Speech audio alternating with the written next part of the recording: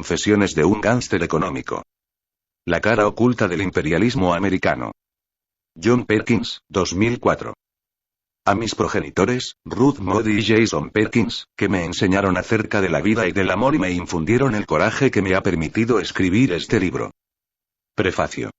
Los gángsteres económicos, Economic Hitmen, EHM, son profesionales generosamente pagados que estafan billones de dólares a países de todo el mundo.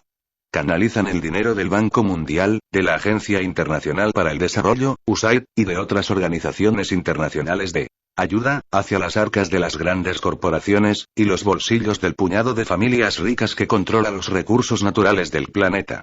Entre sus instrumentos figuran los dictámenes financieros fraudulentos, las elecciones amañadas, los sobornos, las extorsiones, las trampas sexuales y el asesinato.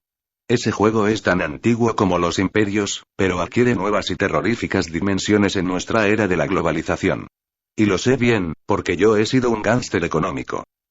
En 1982 escribí estas líneas como comienzo de un libro cuyo título de trabajo era Conscience of an Economic Hitman. Lo dedicaba a los presidentes de dos países, a dos hombres que fueron clientes míos, respetados y considerados por mí como espíritus afines. Jaime Roldós, presidente de Ecuador, y Omar Torrijos, presidente de Panamá, ambos habían fallecido recientemente en aquellos momentos. Sus aviones se estrellaron, pero no se trató de ningún accidente sino de asesinatos motivados por la oposición de ambos a la cofradía de dirigentes empresariales, gubernamentales y financieros que persigue un imperio mundial. Nosotros, los gángsteres económicos, no conseguimos doblegar a Roldós y Torrijos, y por eso fue preciso que intervinieran los otros tipos de gángsteres, los chacales patrocinados por la CIA, que siempre estaban pegados a nuestras espaldas. Me convencieron de no escribir ese libro. Durante los 20 años siguientes lo empecé en 4 ocasiones más.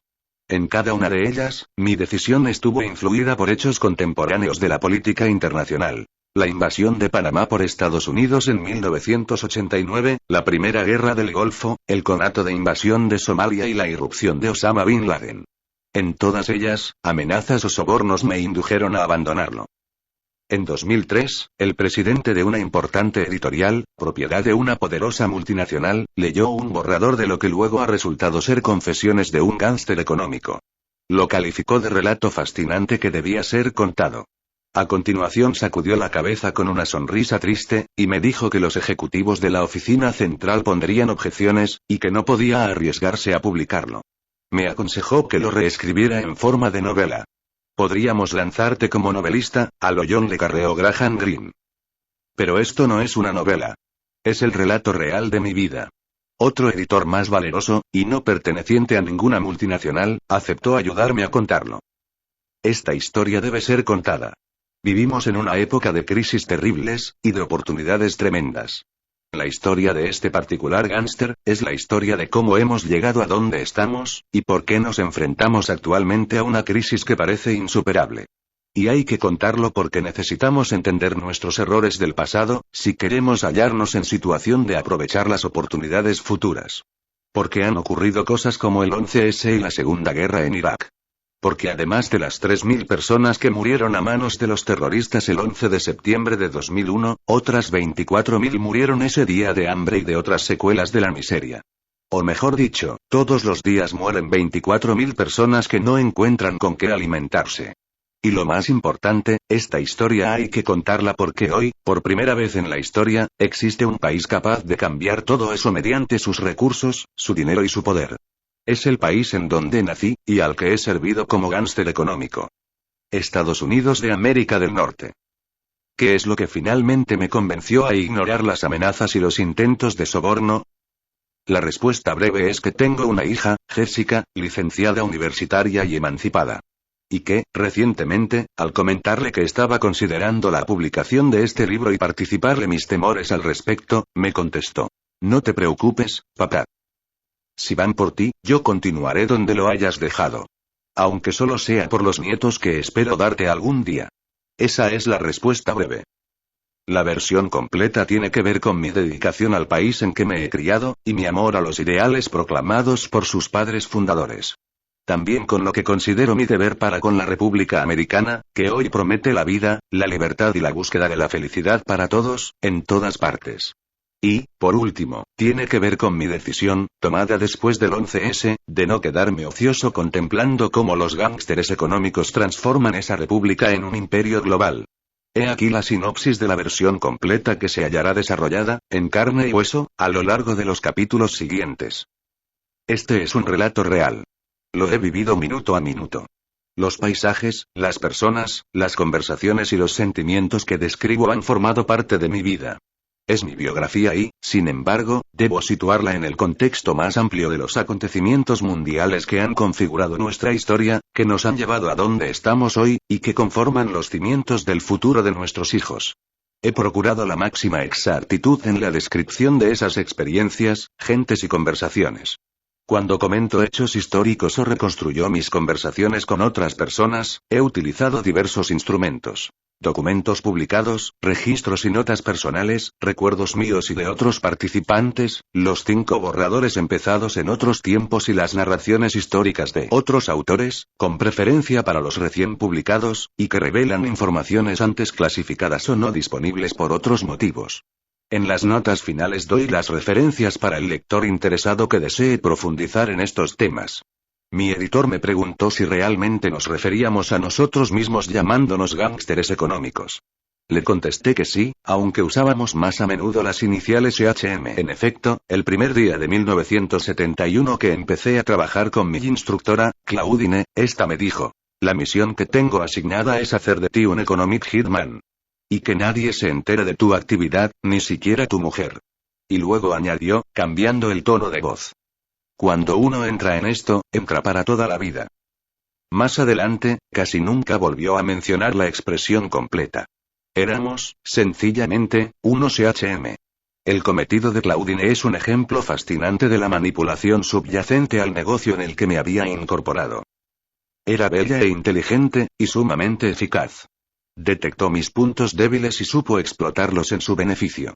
Su trabajo y la habilidad con que lo realizaba, ejemplifican la mentalidad sutil de quienes manejan los hilos de este sistema. Claudine no tuvo pelos en la lengua a la hora de describirme lo que iban a exigir de mí. Tu trabajo, dijo, consistirá en estimular a líderes de todos los países, para que entren a formar parte de la extensa red que promociona los intereses comerciales de Estados Unidos en todo el mundo. En último término, esos líderes acaban atrapados en la telaraña del endeudamiento, lo que nos garantiza su lealtad. Podemos recurrir a ellos siempre que los necesitemos para satisfacer nuestras necesidades políticas, económicas o militares. A cambio, ellos consolidan su posición política, porque traen a sus países complejos industriales, centrales generadoras de energía y aeropuertos. Y los propietarios de las empresas estadounidenses de ingeniería y construcción se hacen inmensamente ricos. Hoy vemos los estragos resultantes de este sistema. Ejecutivos de las compañías estadounidenses más respetadas, que contratan por sueldos casi de esclavos, la mano de obra que explotan bajo condiciones inhumanas en los talleres de Asia.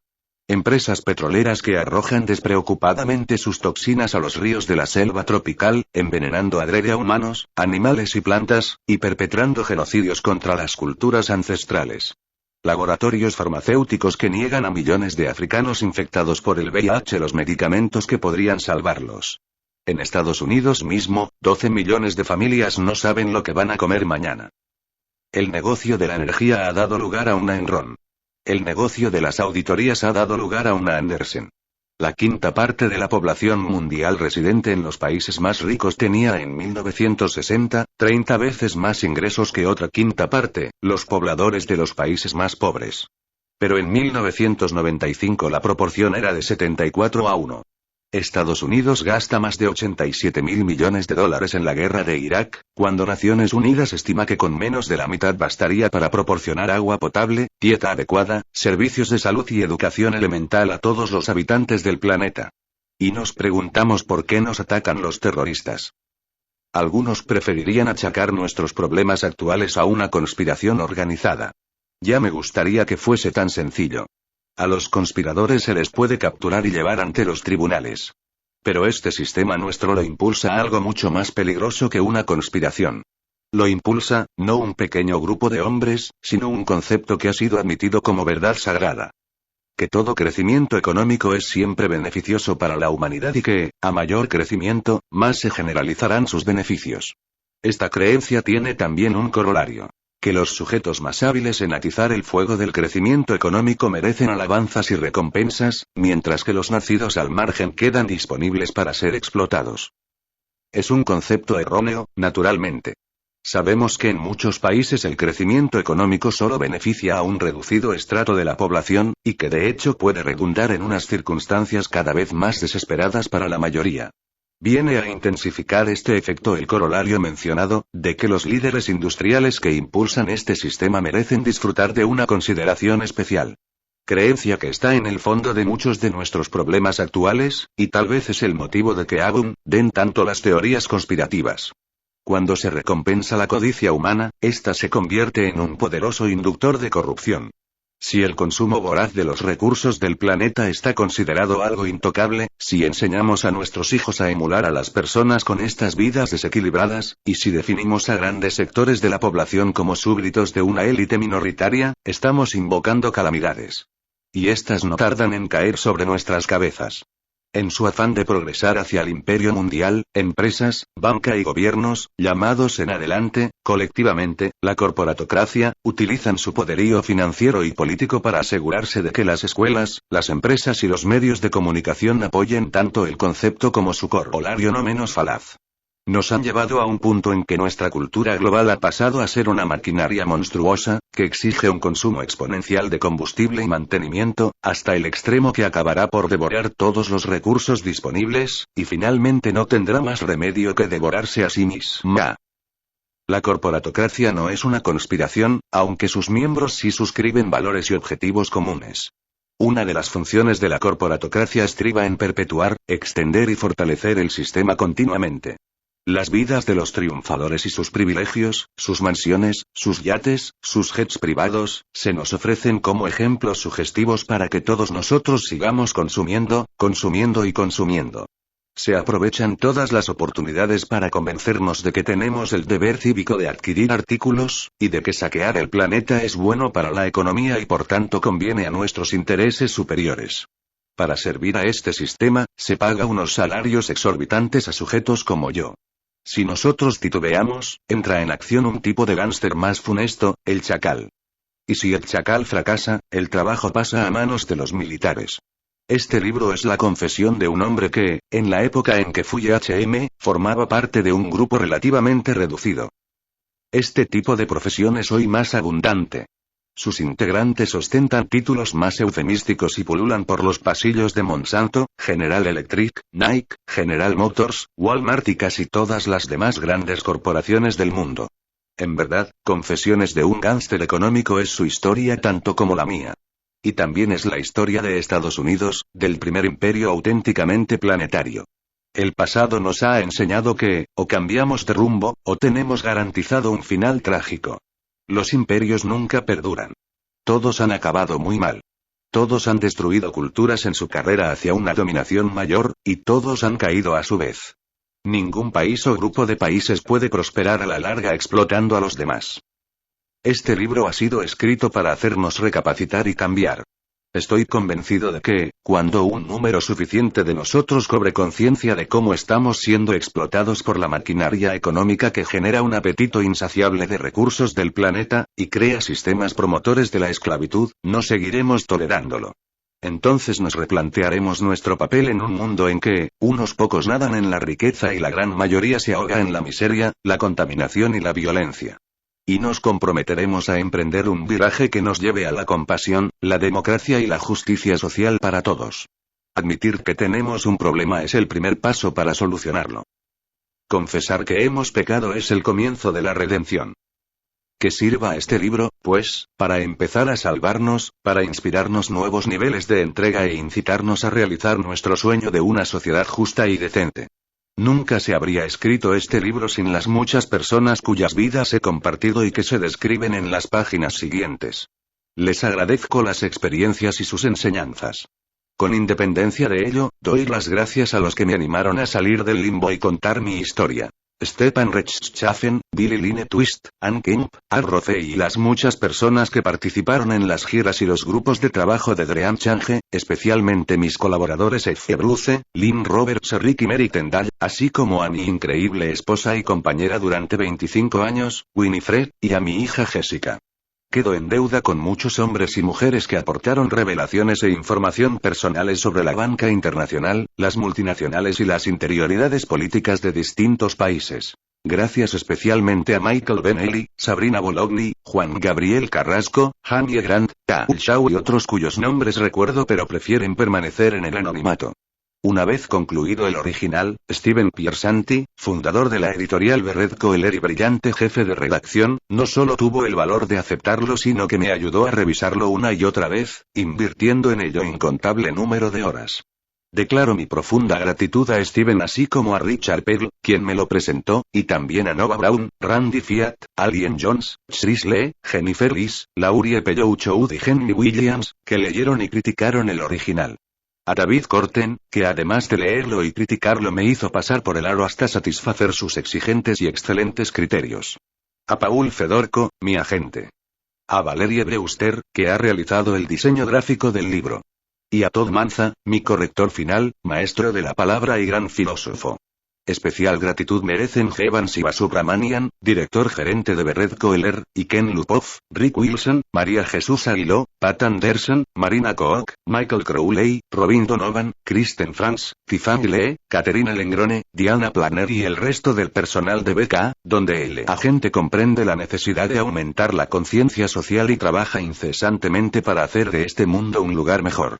También debo manifestar mi agradecimiento a todos los hombres y mujeres que trabajaron conmigo en Maine, desconociendo que sus funciones contribuían a la tarea de los EHM y a configurar el imperio global. Sobre todo, a los que trabajaron directamente a mis órdenes, me acompañaron a remotos países y compartieron conmigo muchos momentos valiosos. Y también a Eudes Sperling y sus colaboradores de Inner Traditions International, que editaron mis obras anteriores sobre culturas indígenas y chamanismo y son, además, buenos amigos que me ayudaron a convertirme en autor. Quedo eternamente agradecido a los hombres y mujeres que me admitieron en sus hogares de las selvas, los desiertos y las montañas, en las chabolas a orillas de los canales de Yakarta y en los arrabales insalubres de incontables ciudades de todo el mundo. Que compartieron conmigo sus alimentos y sus vidas, y que han sido mi mayor fuente de inspiración. John Perkins, agosto de 2004. Prólogo. La capital del Ecuador, Quito, se extiende a lo largo de un valle volcánico en los Andes, a más de 2.800 metros de altitud. Los habitantes de esta ciudad, fundada mucho antes de la llegada de Colón a las Américas, están acostumbrados a ver la nieve en las cumbres que los rodean, y eso que viven pocos kilómetros al sur del Ecuador. La ciudad de Shella, avanzadilla fronteriza y puesto militar roturado en la Amazonia ecuatoriana, para servir a los intereses de la petrolera cuyo nombre ostenta, está casi 2.500 metros más baja que Quito. Hirviente de actividad, la habitan sobre todo soldados, obreros del petróleo e indígenas de las tribus Shuar y Quechua que trabajan para aquellos como peones y prostitutas. Viajar de una ciudad a otra obliga a recorrer una carretera tan tortuosa como impresionante. Las gentes de estos lugares dicen que durante el trayecto se pasa por las 4 estaciones del año en el mismo día. Aunque he conducido muchas veces por esa carretera, nunca me canso de sus espectaculares paisajes. A un lado, el roquedal desnudo, salpicado por cascadas torrentosas y espesuras de bromeliáceas. Al otro, un despeñadero que desciende abruptamente hasta el abismo por cuyo fondo corre el río Pastaza, un afluente del Amazonas que serpentea Andes abajo. Sus aguas provienen de los glaciares del Cotopaxi, uno de los volcanes activos más altos del planeta, considerado una deidad en tiempos de los incas, y van a volcarse en el Océano Atlántico, a unos 5.000 kilómetros de distancia. En 2003 salí de Quito en un todoterreno Subaru y enfilé hacia Shell provisto de una misión muy distinta de cualquiera de las aceptadas por mí con anterioridad. Iba a tratar de poner fin a una guerra que yo mismo había contribuido a desencadenar. Como en tantos otros casos cuya responsabilidad hemos de asumir nosotros los EHM, esa guerra era prácticamente desconocida fuera del país donde tenía lugar. Yo iba a reunirme con los Shuar, los Quechua y sus vecinos los Achuar, los Zaparó y los Shiwiar. Tribus decididas a impedir que nuestras compañías petroleras siguieran destruyendo sus hogares, sus familias y sus tierras, aunque ello significase poner en peligro sus vidas. Para ellos estaba en juego la supervivencia de sus hijos y de sus culturas, mientras que para nosotros era cuestión de poder, de dinero y de recursos naturales. Ese es uno de los muchos aspectos de la lucha por el dominio del mundo, del sueño de unos hombres codiciosos en busca del imperio global. Construir el imperio global es lo que se nos da mejor a los EHM. Somos una élite de hombres y mujeres que utilizamos las organizaciones financieras internacionales para fomentar condiciones, por cuyo efecto otras naciones quedan sometidas a la corporatocracia que dirigen nuestras grandes empresas, nuestro gobierno y nuestros bancos. Al igual que nuestros semejantes de la mafia, los EHM concedemos favores. Estos adoptan la apariencia de créditos destinados a desarrollar infraestructuras. Centrales generadoras de electricidad, carreteras, puertos, aeropuertos o parques industriales. Una de las condiciones de estos empréstitos es que los proyectos y la construcción deben correr a cargo de compañías de nuestro país. Y el resultado es que, en realidad, la mayor parte del dinero nunca sale de Estados Unidos. En esencia, sencillamente se transfiere desde los emporios bancarios de Washington a las constructoras de Nueva York, Houston o San Francisco. Pese al hecho de que el dinero regresa casi enseguida a las corporaciones que forman parte de la corporatocracia acreedora, el país destinatario queda obligado a reembolsarlo íntegramente, el principal más los intereses. Si el EHM ha trabajado bien, esa deuda será tan grande que el deudor se declarará insolvente al cabo de pocos años y será incapaz de pagar. Cuando esto ocurre, nosotros, lo mismo que la mafia, reclamamos nuestra parte del negocio. Lo cual comprende, a menudo, una o varias de las consecuencias siguientes. Votos cautivos en Naciones Unidas, establecimiento de bases militares o acceso a recursos preciosos como el petróleo y el Canal de Panamá. El deudor sigue debiéndonos el dinero, por supuesto, y otro país más queda añadido a nuestro imperio global. Mientras conducía de Quito a Shell en mi coche, en aquel día soleado de 2003, mi memoria retrocedió 35 años, a la primera vez que vi esa parte del mundo. Había leído que Ecuador, pese a su extensión relativamente modesta de 285.000 kilómetros cuadrados, tiene más de 30 volcanes activos, más del 15% de las especies de aves que hay en la Tierra, y miles de especies vegetales todavía pendientes de clasificación. Además, es un país multicultural, donde los habitantes que hablan lenguas indígenas son casi tantos como los que hablan español. A mí me pareció fascinante y, desde luego, exótico. Pero, sobre todo, las palabras que acudieron a mi mente en aquel entonces fueron puro, intacto e inocente. Mucho ha cambiado en estos 30 años. En 1968, época de mi primera visita, la Texaco acababa de descubrir petróleo en la Amazonia ecuatoriana. Hoy el crudo representa casi la mitad de las exportaciones del país. El oleoducto transandino construido poco después de mi primera visita ha derramado desde entonces más de 500.000 de barriles sobre la frágil selva tropical. Más del doble de lo que supuso el vertido del Exxon Valdez. En la actualidad, un nuevo oleoducto de 500 kilómetros, y $1.300 millones de coste, construido por un consorcio patrocinado por los EHM, promete convertir Ecuador en uno de los 10 primeros proveedores mundiales de crudo de Estados Unidos. Se han talado superficies inmensas de selva, los guacamayos y los jaguares prácticamente se han extinguido, 3 culturas indígenas ecuatorianas han sido llevadas al borde de la desaparición, y varios ríos antes cristalinos se han convertido en vertederos. Durante ese mismo periodo, las culturas indígenas empezaron su lucha de resistencia. El 7 de mayo de 2003, por ejemplo, un grupo de abogados estadounidenses presentó, en representación de más de 30.000 indígenas ecuatorianos, una demanda contra Chevron Texaco Corp por una cuantía de $1,000 millones. El escrito afirma que de 1971 a 1992 la petrolera gigante derramó en ríos y chacras más de 18 millones de litros diarios de efluentes tóxicos, es decir, aguas contaminadas con petróleo, metales pesados y carcinógenos, y que la compañía dejó a sus espaldas casi 350 pozos a cielo abierto, llenos de contaminantes que siguen matando a humanos y animales. A través de las ventanillas de mi todoterreno podía ver grandes bancos de niebla procedentes de la selva, que remontaban las quebradas del Pastaza. Yo llevaba la camisa empapada de sudor y el estómago empezaba a revolverse, pero la causa no era solo el intenso calor tropical y el serpenteo incesante de la carretera. Empezaba a pagar mi tributo, conociendo el papel desempeñado por mí en la destrucción de aquel bello país. Porque debido a la acción de mis colegas EHM y mía, Ecuador está hoy mucho peor de lo que estaba antes de introducir allí las maravillas de la ciencia económica, la banca y la ingeniería modernas. Desde 1970, y durante ese intervalo llamado eufemísticamente el boom del petróleo, el índice oficial de pobreza pasó del 50 al 70% de la población. El desempleo y el subempleo aumentaron del 15 al 70%, y la deuda pública pasó de $240 millones a 16.000 millones. Al mismo tiempo, la proporción de la renta nacional que reciben los segmentos más pobres de la población decayó del 20 al 6%. El caso de Ecuador, por desgracia, no es excepcional. Casi todos los países congregados por nosotros, los gángsteres económicos, bajo el paraguas del imperio global, han corrido una suerte parecida.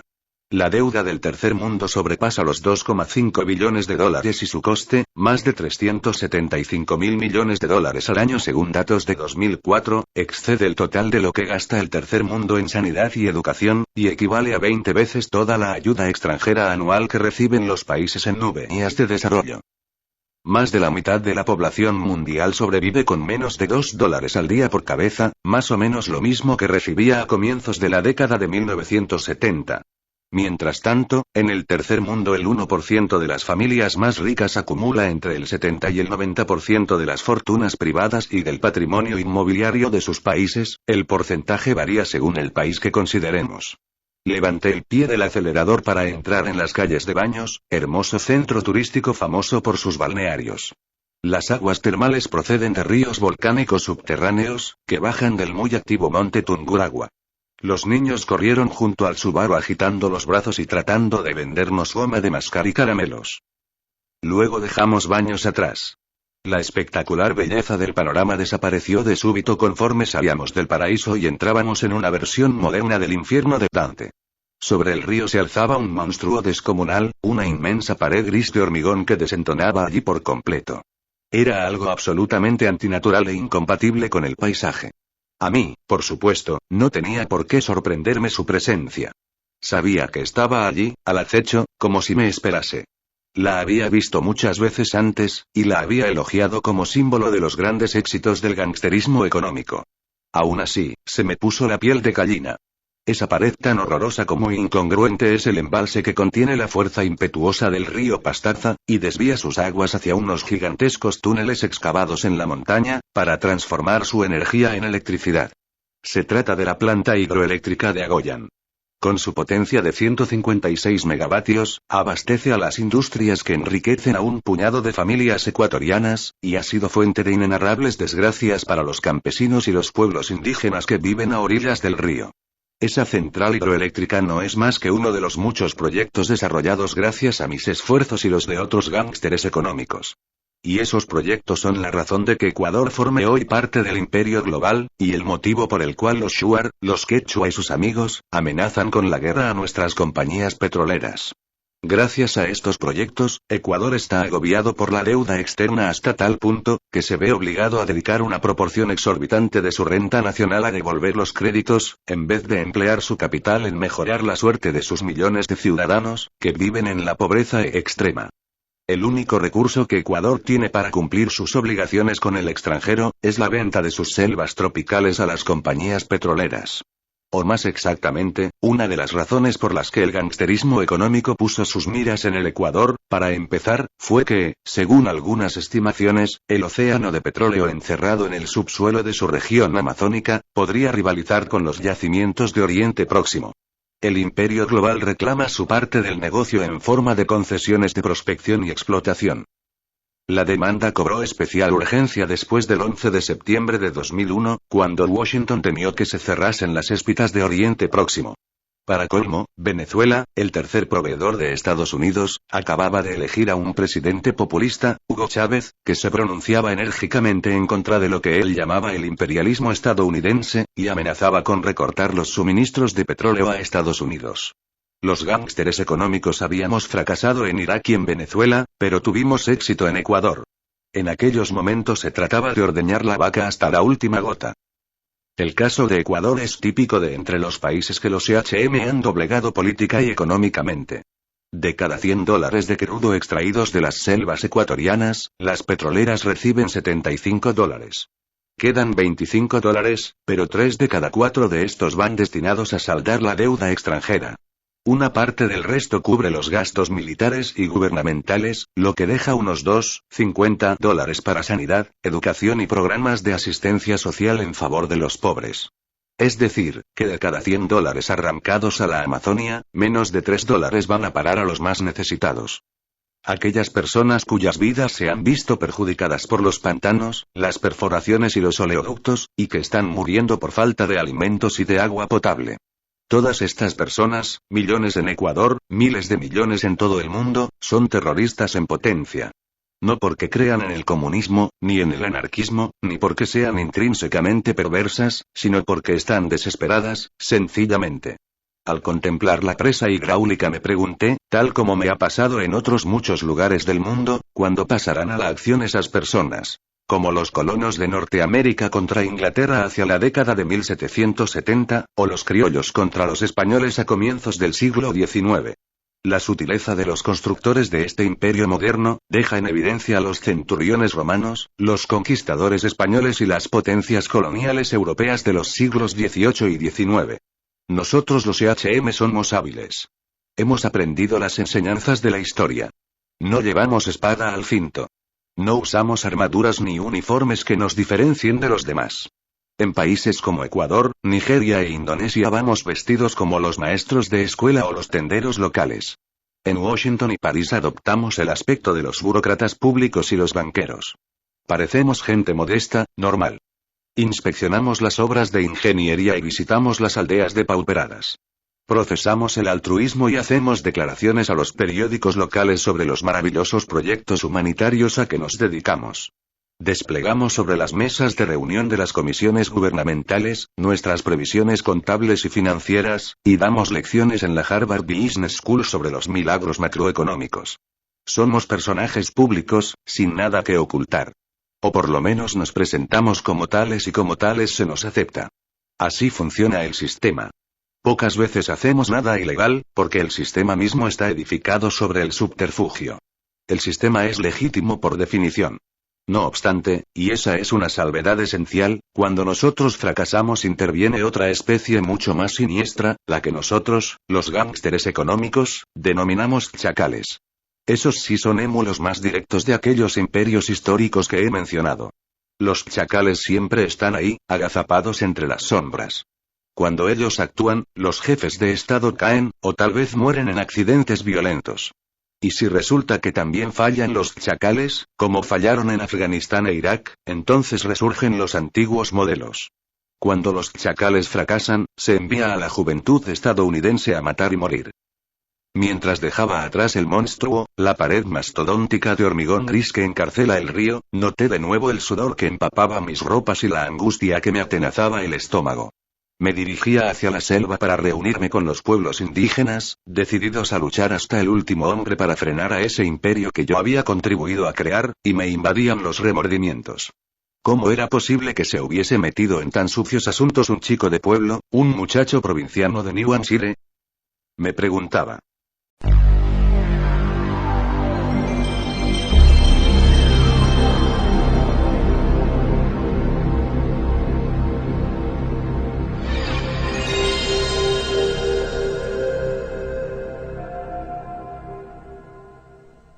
Confesiones de un gángster económico. Primera parte. 1963-1971. Nace un gángster económico. Todo empezó de forma bastante inocente. Yo fui hijo único, nacido en 1945 de una familia de clase media. Mis progenitores, yanquis de Nueva Inglaterra con 3 siglos de solera, eran republicanos acérrimos, que habían heredado de muchas generaciones de antepasados puritanos, sus actitudes moralizantes y estrictas. En sus respectivas familias, habían sido los primeros en recibir estudios superiores gracias a las becas. Mi madre era profesora de latín en un instituto. Mi padre participó en la Segunda Guerra Mundial como teniente de navío, al mando de la dotación militar de uno de aquellos mercantes cisterna altamente inflamables, que cruzaban el Atlántico. El día que nací en Hanover, New Hampshire, él estaba en un hospital de Texas curándose una fractura de cadera. Cuando lo conocí, yo había cumplido ya 1 año. Una vez de vuelta a New Hampshire, consiguió plaza de profesor de idiomas en Tilton School, un internado para chicos de la comarca. El campus estaba orgullosamente, algunos dirían arrogantemente, encaramado en lo alto de una colina que dominaba el pueblo de su mismo nombre. Era una institución exclusiva, que solo admitía unos 50 alumnos en cada curso desde el grado 9 hasta el 12. La mayoría de los estudiantes eran vástagos de familias adineradas de Buenos Aires, Caracas, Boston y Nueva York. En mi familia no teníamos dinero, pero desde luego tampoco nos considerábamos pobres. Aunque el instituto pagaba muy poco a sus profesores, teníamos cubiertas todas nuestras necesidades gratis. La comida, la vivienda, la calefacción, el agua y los trabajadores que segaban nuestro césped y quitaban la nieve delante de nuestra puerta. Desde que cumplí 4 años empecé a comer en el comedor de la escuela elemental, hice de recogepelotas para los equipos de fútbol que entrenaba mi padre, y repartí toallas en los vestuarios. Decir que los profesores y sus esposas se consideraban superiores al resto de sus convecinos, sería quedarse corto. Mis padres solían bromear diciendo que ellos eran los señores feudales y amos de aquellos palurdos, es decir, de la gente de la población. Yo sabía que no lo decían del todo en broma. Los amigos que hice en el parvulario y en la escuela elemental, pertenecían a esa clase de los palurdos. Eran muy pobres. Sus padres eran labradores, leñadores y trabajadores del textil. Transpiraban hostilidad contra esos señoritos de allá arriba. En correspondencia, y a su debido tiempo, mi padre y mi madre quisieron disuadirme de tratar con las muchachas del pueblo, pendones y zorras según ellos. Pero yo había compartido lápices y cuadernos con esas chicas desde el primer grado, y en el transcurso de los años me enamoré de 3 de ellas. Ann, Priscilla y Judy. Me costaba compartir el punto de vista de mis padres. No obstante, me plegaba a su voluntad. Todos los veranos pasábamos los 3 meses de vacaciones de mi padre, en una cabaña que construyó mi abuelo en 1921 a orillas de un lago.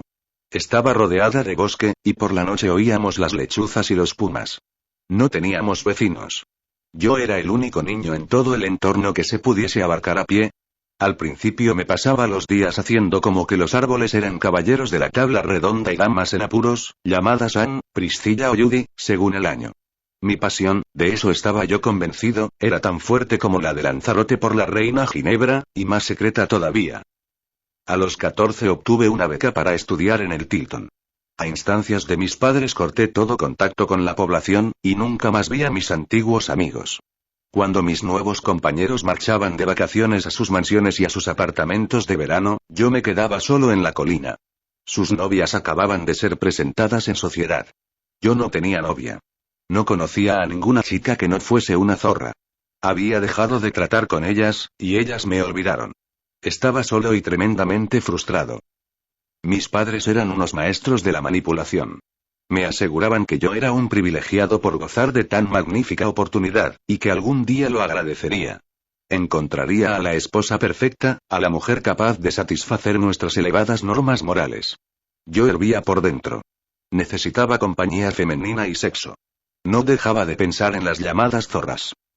En vez de rebelarme, reprimí la rabia y expresé mi frustración procurando destacar en todo. Fui matrícula de honor, capitán de 2 equipos deportivos del instituto y director del periódico estudiantil. Estaba decidido a darles una lección a aquellos pillos compañeros míos, y a volver las espaldas para siempre al Tilton.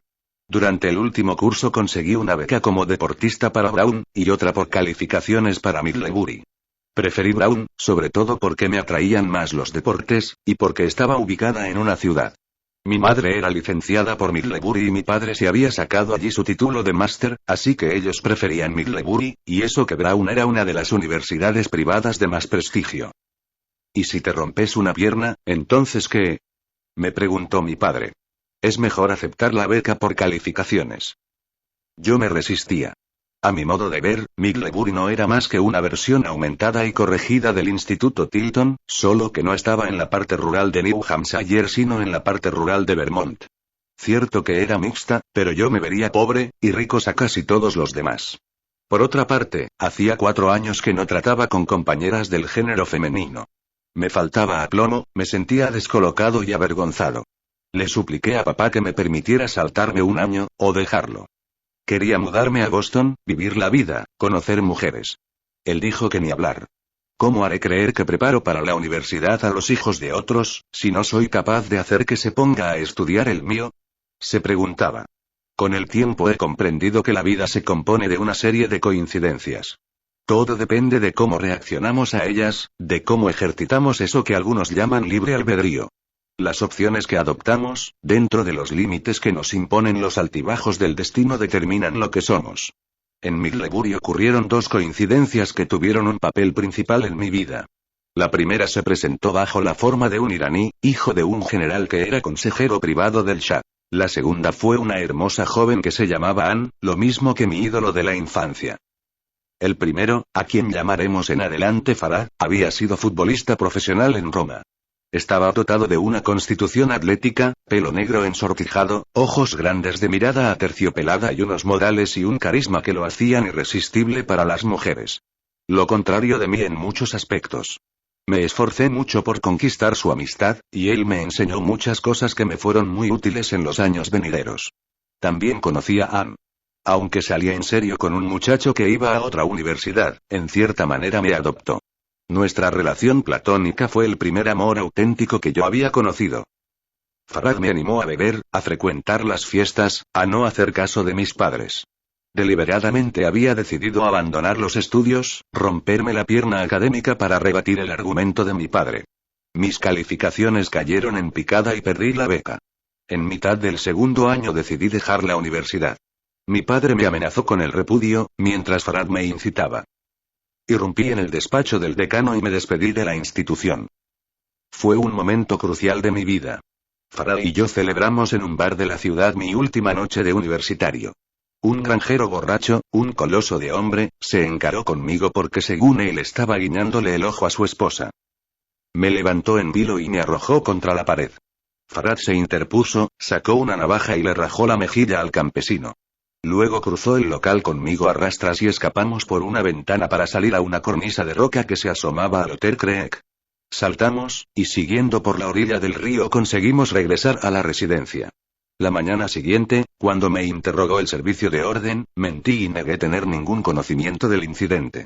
Pero a Farah lo expulsaron de todos modos. Juntos nos mudamos a Boston, donde compartimos un apartamento. Conseguí empleo en las oficinas de unos periódicos de Hearst, Record American Sunday y Advertiser, donde ingresé como adjunto al redactor jefe del Sunday y Advertiser. Más tarde, aquel mismo año de 1965, varios de mis amigos de la redacción recibieron la tarjeta de reclutamiento. Para evitar un destino similar me matriculé en la Escuela de Administración de Empresas de Boston. Para entonces, Anne había roto con su antiguo novio y bajaba a menudo desde Midlebury para estar conmigo. Atención que desde luego mereció mi agradecimiento. Ella se licenció en 1967, cuando a mí todavía me faltaba un año para terminar en la EAD de Boston, y se negó rotundamente a venirse a vivir conmigo antes de casarnos. Yo bromeaba diciendo que esto era un chantaje, y en efecto me sentí un poco extorsionado por lo que, según me parecía, era una prolongación de las arcaicas y mojigatas normas morales de mis padres.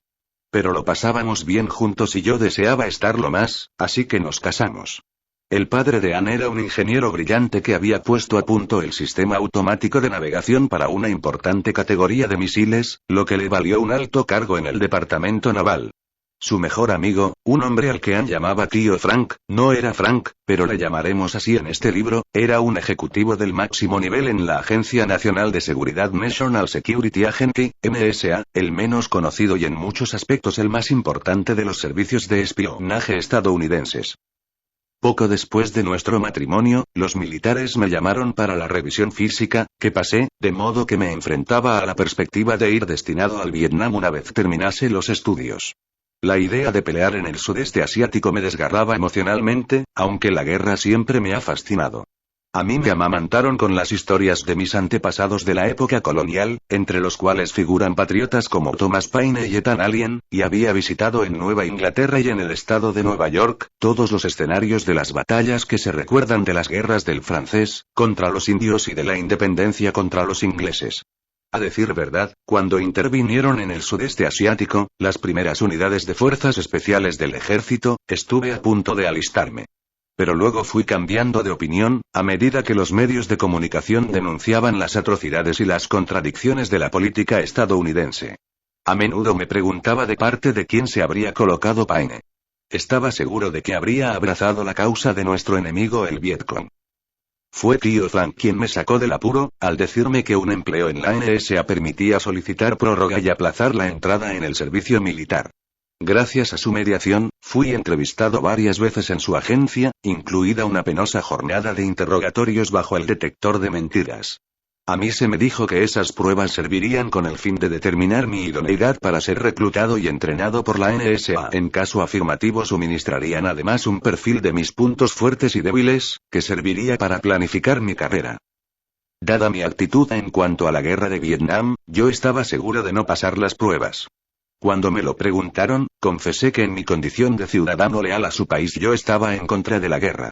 Quedé sorprendido cuando los entrevistadores no insistieron en este punto, y prefirieron interrogarme sobre mi formación, mis actitudes para con mis padres, y las emociones que había suscitado en mí, el hecho de haberme criado como un puritano pobre entre muchos señoritos ricos y hedonistas. Exploraron también mi frustración por la falta de mujeres, de sexo y de dinero en mi vida, así como el mundo de fantasías en que me había refugiado a consecuencia de ello. También me extrañó la curiosidad que les mereció mi relación con Farah, y el interés que suscitó mi voluntad de mentirle a la policía del campus con tal de proteger a mi amigo. Al principio supuse que todos estos detalles les parecerían negativos y motivarían el rechazo de mi candidatura a entrar en la NSA, pero las entrevistas, a pesar de ello, continuaron. No fue hasta varios años más tarde cuando comprendí que, con arreglo a los criterios de la NSA, aquellos resultados negativos habían sido positivos en realidad. Para la evaluación de ellos, no importaba tanto la supuesta lealtad a mi país como el conocimiento de las frustraciones de mi vida. El resentimiento contra mis progenitores, la obsesión con las mujeres, y el afán de darme la gran vida, eran los anzuelos donde ellos podían prender su cebo. Yo era seducible. Mi determinación de sobresalir en las clases y en los deportes, la insubordinación definitiva contra mi padre, la capacidad para avenirme con personas extranjeras, y la facilidad para mentirle a la policía, respondían precisamente a las cualidades que ellos buscaban. Más tarde supe también que el padre de Farah trabajaba para los servicios de inteligencia estadounidenses en Irán. Por tanto, mi amistad con aquel debió constituir un punto importante a mi favor. Algunas semanas después de estas pruebas en la NSA, se me ofreció un empleo para iniciar mi formación en el arte del espionaje. Debía incorporarme tan pronto como recibiese el diploma de la EADE, para lo que me faltaban varios meses. No obstante, y cuando aún no había aceptado oficialmente esta oferta, obedeciendo a un impulso, me apunté a un seminario que daba en la Universidad de Boston un reclutador del Peace Corps, Cuerpo de Paz. Uno de los ganchos que utilizaba era que el ingreso en el Peace Corps, lo mismo que los empleos de la NSA, servía de pretexto para prorrogar la incorporación a filas. Mi decisión de participar en el seminario fue una de esas coincidencias a las que no se atribuye importancia en su momento, pero cuyas consecuencias cambian luego la vida de una persona. El reclutador describió varios lugares del mundo especialmente necesitados de voluntarios. Uno de ellos era la selva amazónica, donde, según señaló, los pueblos indígenas seguían viviendo casi como los nativos de Norteamérica en tiempos de la llegada de los europeos. Yo siempre había soñado vivir como los Abenaki, los pobladores aborígenes de New Hampshire en la época en que se establecieron allí mis antepasados. Sabía que llevaba en mis venas un poco de sangre Abenaki, y deseaba conocer las costumbres de aquellas gentes y la vida en los bosques que había sido tan familiar para ellos. Fui a hablar con el reclutador después de su charla y le interrogué en cuanto a la posibilidad de ser destinado a la Amazonia. Él me aseguró que hacían falta muchos voluntarios para esa región, y que podía contar con una gran probabilidad de ser admitido. Llamé a tío Frank. Con no poca sorpresa por mi parte, tío Frank me animó a considerar esa posibilidad. En plan confidencial me dijo que después de la caída de Hanoi, que muchos en posiciones similares a la suya, daban por cierta en aquellos tiempos, la Amazonia iba a pasar al primer plano del interés. Esta que rebosa de petróleo, dijo. Necesitaremos buenos agentes ahí, individuos que sepan entender a los nativos. Me aseguró que el servicio en el Peace Corps sería un entrenamiento excelente para mí, y me instó a que procurase dominar cuanto antes la lengua española así como varios dialectos indígenas. Es posible que acabes al servicio de una compañía privada, no del gobierno, dijo con sorna. En aquel entonces no comprendí lo que había querido decir con estas palabras. Estaba siendo ascendido de espía a agente del gangsterismo económico, aunque aún no hubiese oído jamás esa expresión, y aún iba a tardar varios años más en oírla por primera vez. Desconocía por completo la existencia de cientos de hombres y mujeres que, repartidos por todo el mundo, trabajaban por cuenta de consultorías y otras empresas privadas, sin recibir nunca ni un centavo de salario de ninguna agencia gubernamental, pero sirviendo, no obstante, a los intereses del imperio. Ni podía adivinar entonces que hacia el fin del milenio iban a ser miles los representantes de una nueva especie, denominada más eufemísticamente, y que yo iba a representar un papel señalado en el crecimiento de semejante ejército. Ann y yo solicitamos el ingreso en el Peace Corps y ser destinados a la Amazonia. Cuando nos llegó el aviso de incorporación, al principio sufrí un fuerte desengaño. La carta decía que íbamos destinados al Ecuador. No, caramba. Pensé. Yo había solicitado la Amazonia, no África. Fui a buscar un atlas, para mirar dónde quedaba Ecuador. ¿Cuál no sería mi contrariedad al no localizarlo en el continente africano? En el índice, sin embargo, descubrí que estaba en Latinoamérica. Y en el mapa pude ver la red fluvial que bajaba desde los glaciares andinos hasta el poderoso Amazonas. Otras lecturas me aseguraron que las selvas ecuatorianas figuraban entre las más variadas y formidables del mundo, y que sus pobladores indígenas continuaban viviendo como habían venido haciéndolo durante miles de años. De modo que aceptamos. Ann y yo pasamos la instrucción para el Peace Corps en el sur de California. En septiembre de 1968 partimos hacia Ecuador. En la Amazonia convivimos con los Shuar, cuyo estilo de vida, efectivamente, se asemejaba al de los aborígenes de Norteamérica en la época precolombina. También trabajamos en los Andes con los descendientes de los Incas. Estaba yo descubriendo un aspecto del mundo cuya existencia ni siquiera sospechaba. Hasta entonces, los únicos latinoamericanos que yo había visto eran los señoritos ricos que asistían a las clases de mi padre en el instituto. Descubrí que me caían bien aquellos nativos cazadores y agricultores. Me sentía extrañamente emparentado con ellos, y por alguna razón me recordaban a los pueblerinos que había dejado en mi país. Hasta el día que apareció en la pista de aterrizaje comarcal un individuo en traje de ciudad. Era Einar Greve, vicepresidente de la Chas. T. Main Incorporated Main, consultoría internacional que practicaba una política empresarial de gran discreción.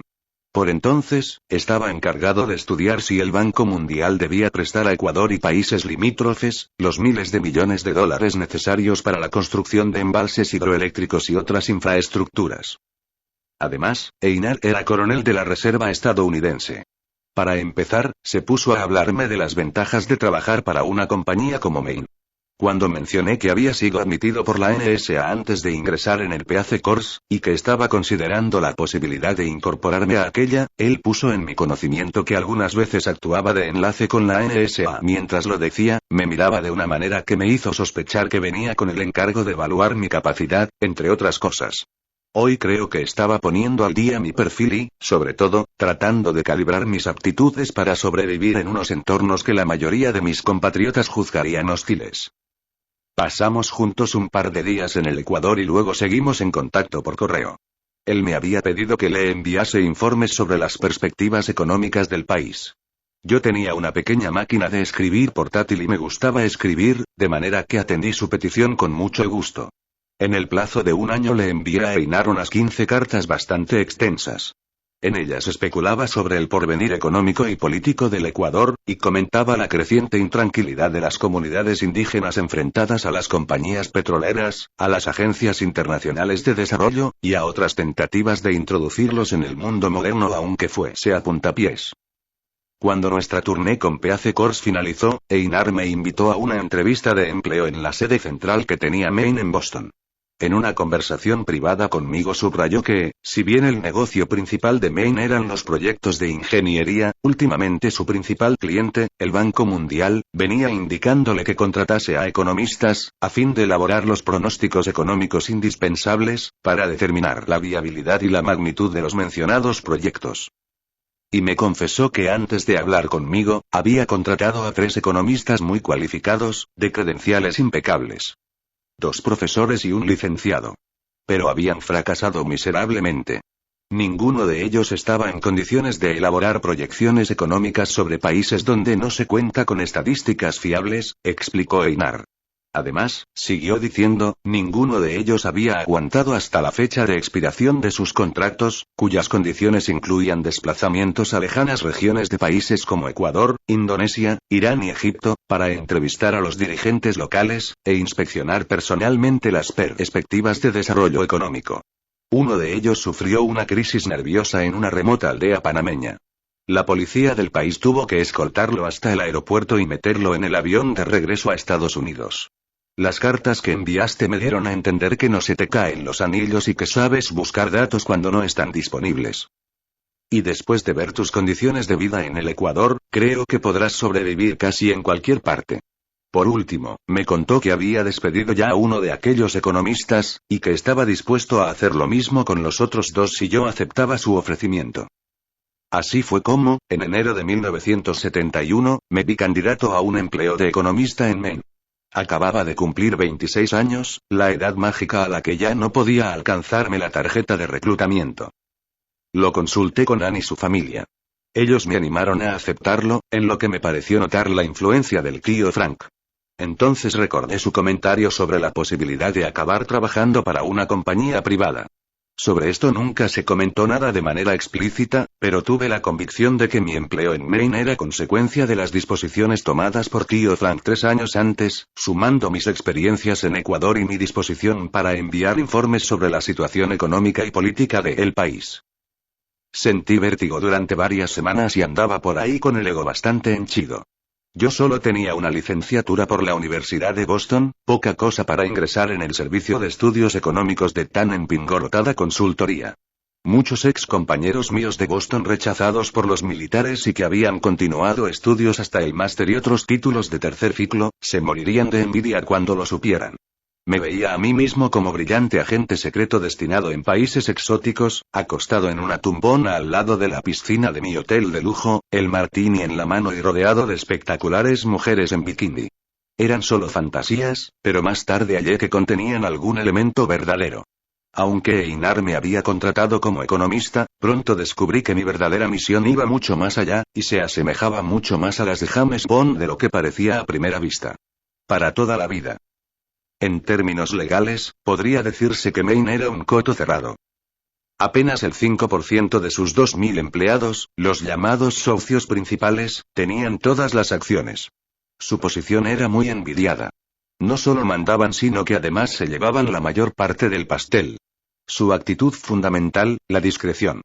Porque trataban con jefes de Estado y otros altos dirigentes acostumbrados a exigir de sus asesores, como abogados y psicoterapeutas por ejemplo, el mayor respeto a las normas de la más estricta confidencialidad. Hablar con la prensa era tabú. No se toleraba, y punto. Como resultado, casi nadie fuera de la empresa sabía quién era Maine, a diferencia de otras competidoras nuestras más conocidas como Arthur D. Little, Stoney Webster, Brown y Root, Halliburton y Bechtel. He utilizado la palabra competidoras en sentido figurado, porque Maine en realidad era jugadora única en su propia liga. La mayoría de los profesionales contratados eran ingenieros, pero no teníamos ninguna maquinaria ni construíamos nada, ni que fuese un barracón para guardar trastos. Muchos empleados eran exoficiales, pero no teníamos ningún contrato con el Departamento de Defensa ni ningún otro organismo de los militares. Estábamos en una rama comercial tan diferente de las normales, que me costó varios meses averiguar de qué se trataba. Solo sabía que mi primer destino real iba a ser Indonesia, y que formaría parte de un equipo de 11 hombres, enviados a elaborar un plan maestro de aprovisionamiento energético para la isla de Java. También me di cuenta de que Einar y los demás que me comentaban la misión, andaban empeñados en persuadirme de que la economía de Java estaba en fase de rápido crecimiento. Y que, si quería perfilarme como buen observador, digno de ofrecerle un ascenso, por tanto, mis proyecciones económicas debían demostrar eso precisamente. Están que se salen del mapa, gustaba decir Einar. Alzaba los dedos del papel simulando un vuelo planeado y agregaba. Una economía que va a despegar como un pájaro. Einar salía a menudo de viaje, pero sus ausencias solían durar solo 2 o 3 días. Nadie hablaba mucho de ello, ni parecía que estuvieran enterados de a dónde iba. Cuando aparecía por los despachos, a menudo me invitaba al suyo para tomar unos cafés y charlar. Entonces me preguntaba por Ann, por nuestro nuevo apartamento, o por el gato que nos habíamos traído de Ecuador. Cuando empecé a conocerlo un poco más, me animé a dirigirle preguntas sobre su trabajo, y sobre lo que se esperaba que yo hiciera en el mío. Pero nunca recibí una contestación satisfactoria. Era maestro en el arte de desviar las conversaciones. Una de esas veces me asestó una mirada peculiar. No tienes de qué preocuparte, dijo. Tenemos grandes planes para ti.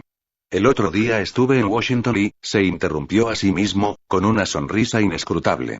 En cualquier caso, ya sabes que tenemos un proyecto importante en Kuwait. Será poco antes de que salgas para Indonesia. Te aconsejo que aproveches algo de tu tiempo para informarte acerca de Kuwait. La Biblioteca Pública de Boston es un sitio estupendo para ello, y podemos conseguirte pases para la del MIT y la de Harvard. En consecuencia, pasé muchas horas en esas bibliotecas, sobre todo en la pública de Boston, pues quedaba cerca de la oficina y casi pegada a mi apartamento en Back Bay. Me familiaricé con Kuwait y además descubrí muchos libros de estadística económica publicados por Naciones Unidas, el Fondo Monetario Internacional y el Banco Mundial. Sabiendo que se me exigiría la elaboración de modelos econométricos para Indonesia y Java, se me ocurrió que podría entrenarme preparando uno para Kuwait. Sin embargo, yo había estudiado administración de empresas y no estaba preparado para realizar cálculos econométricos, así que dediqué la mayor parte del tiempo a tratar de cubrir esa laguna. Incluso me apunté a un par de cursos sobre la cuestión. En este proceso descubrí que las estadísticas pueden manipularse, y dar lugar a una gama de conclusiones muy amplia, incluyendo las que corroboren las preferencias del analista. Main era una corporación machista. En 1971 solo empleaba a 4 mujeres en cargos profesionales. Sin embargo, tendrían unas 200 empleadas entre la dotación de secretarías personales. Una para cada vicepresidente y cada director de departamento, y el equipo de mecanógrafas a disposición de todos nosotros, los demás. Yo estaba acostumbrado a esta discriminación de género, por lo que me sorprendió especialmente lo que sucedió cierto día en la sala de lectura de la biblioteca pública. Una atractiva morena se acercó y fue a sentarse en el sillón de enfrente. Se veía muy sofisticada con su traje sastre verde.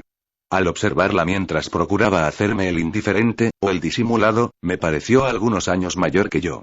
Al cabo de un rato, sin decir palabra, ella empujó hacia mí un libro abierto. Contenía una tabla con información sobre Kuwait que yo había solicitado anteriormente, y una tarjeta de visita. El nombre decía Claudine Martín y el cargo: asesora especial en Chas.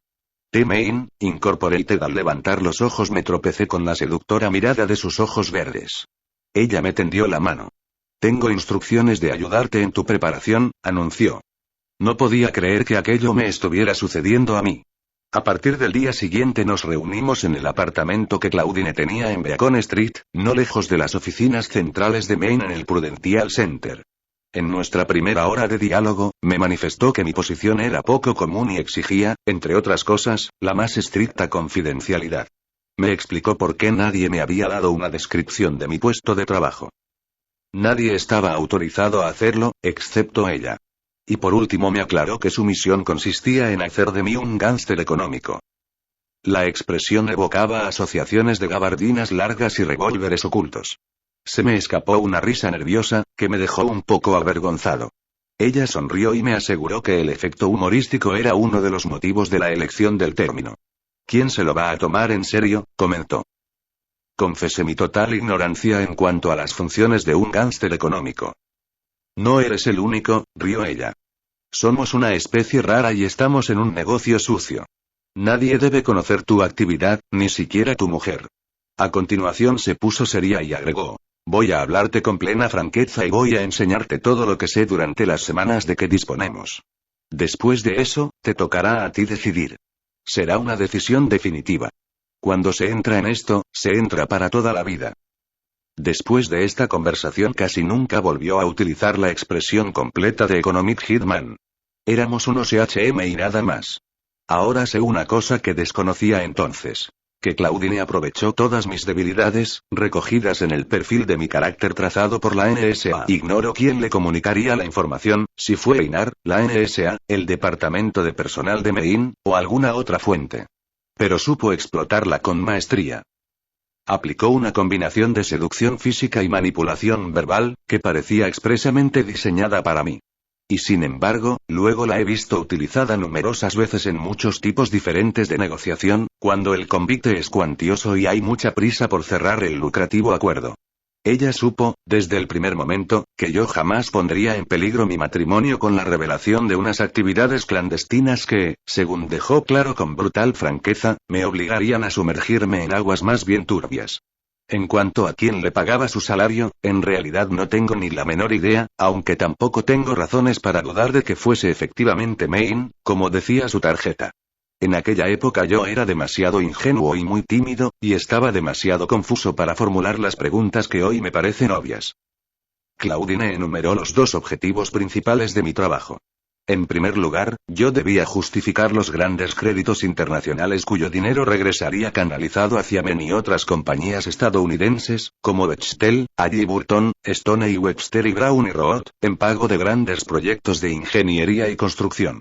Segundo, debía conseguir la quiebra de los países que hubiesen recibido esos créditos, aunque no antes de que hubiesen pagado a Maine y a las demás empresas contratistas estadounidenses, como es natural, a fin de dejarlos prisioneros para siempre de sus acreedores. Y así serían receptivos cuando les pidiéramos favores como bases militares, sus votos en Naciones Unidas o el acceso a sus recursos naturales, como el petróleo y otros. Mi trabajo, siguió explicando, consistiría en estudiar los países y elaborar previsiones sobre los efectos de esas inversiones multimillonarias en dólares.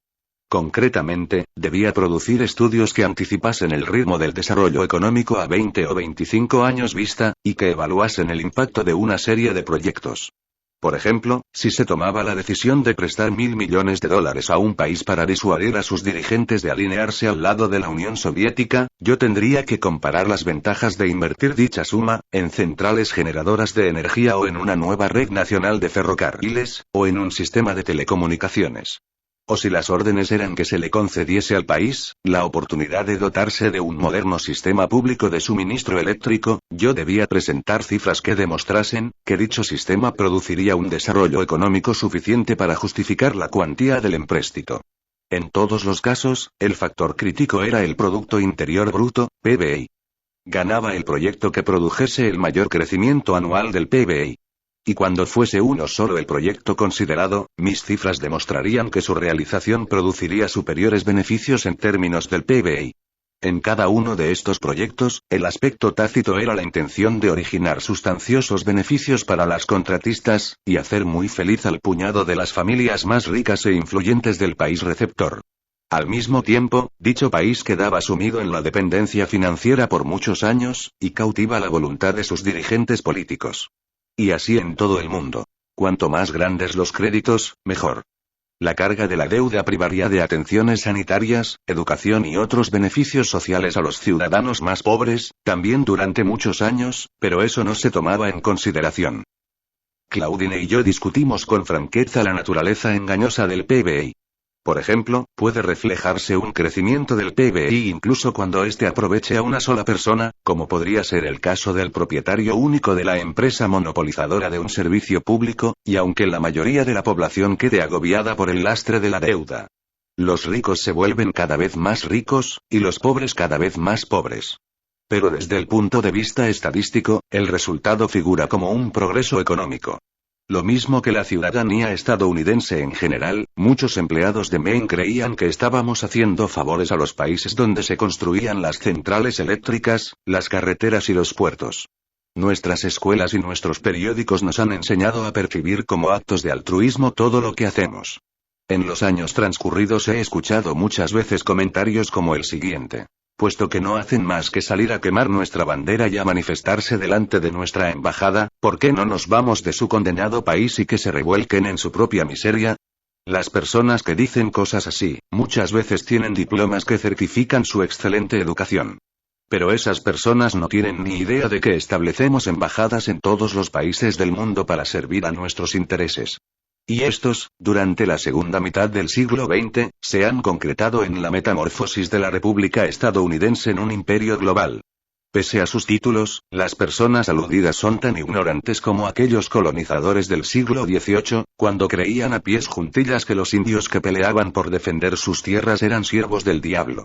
Transcurridos algunos meses, yo viajaría a la isla de Java, perteneciente al estado indonesio y descrita en la época como la parcela más superpoblada del planeta.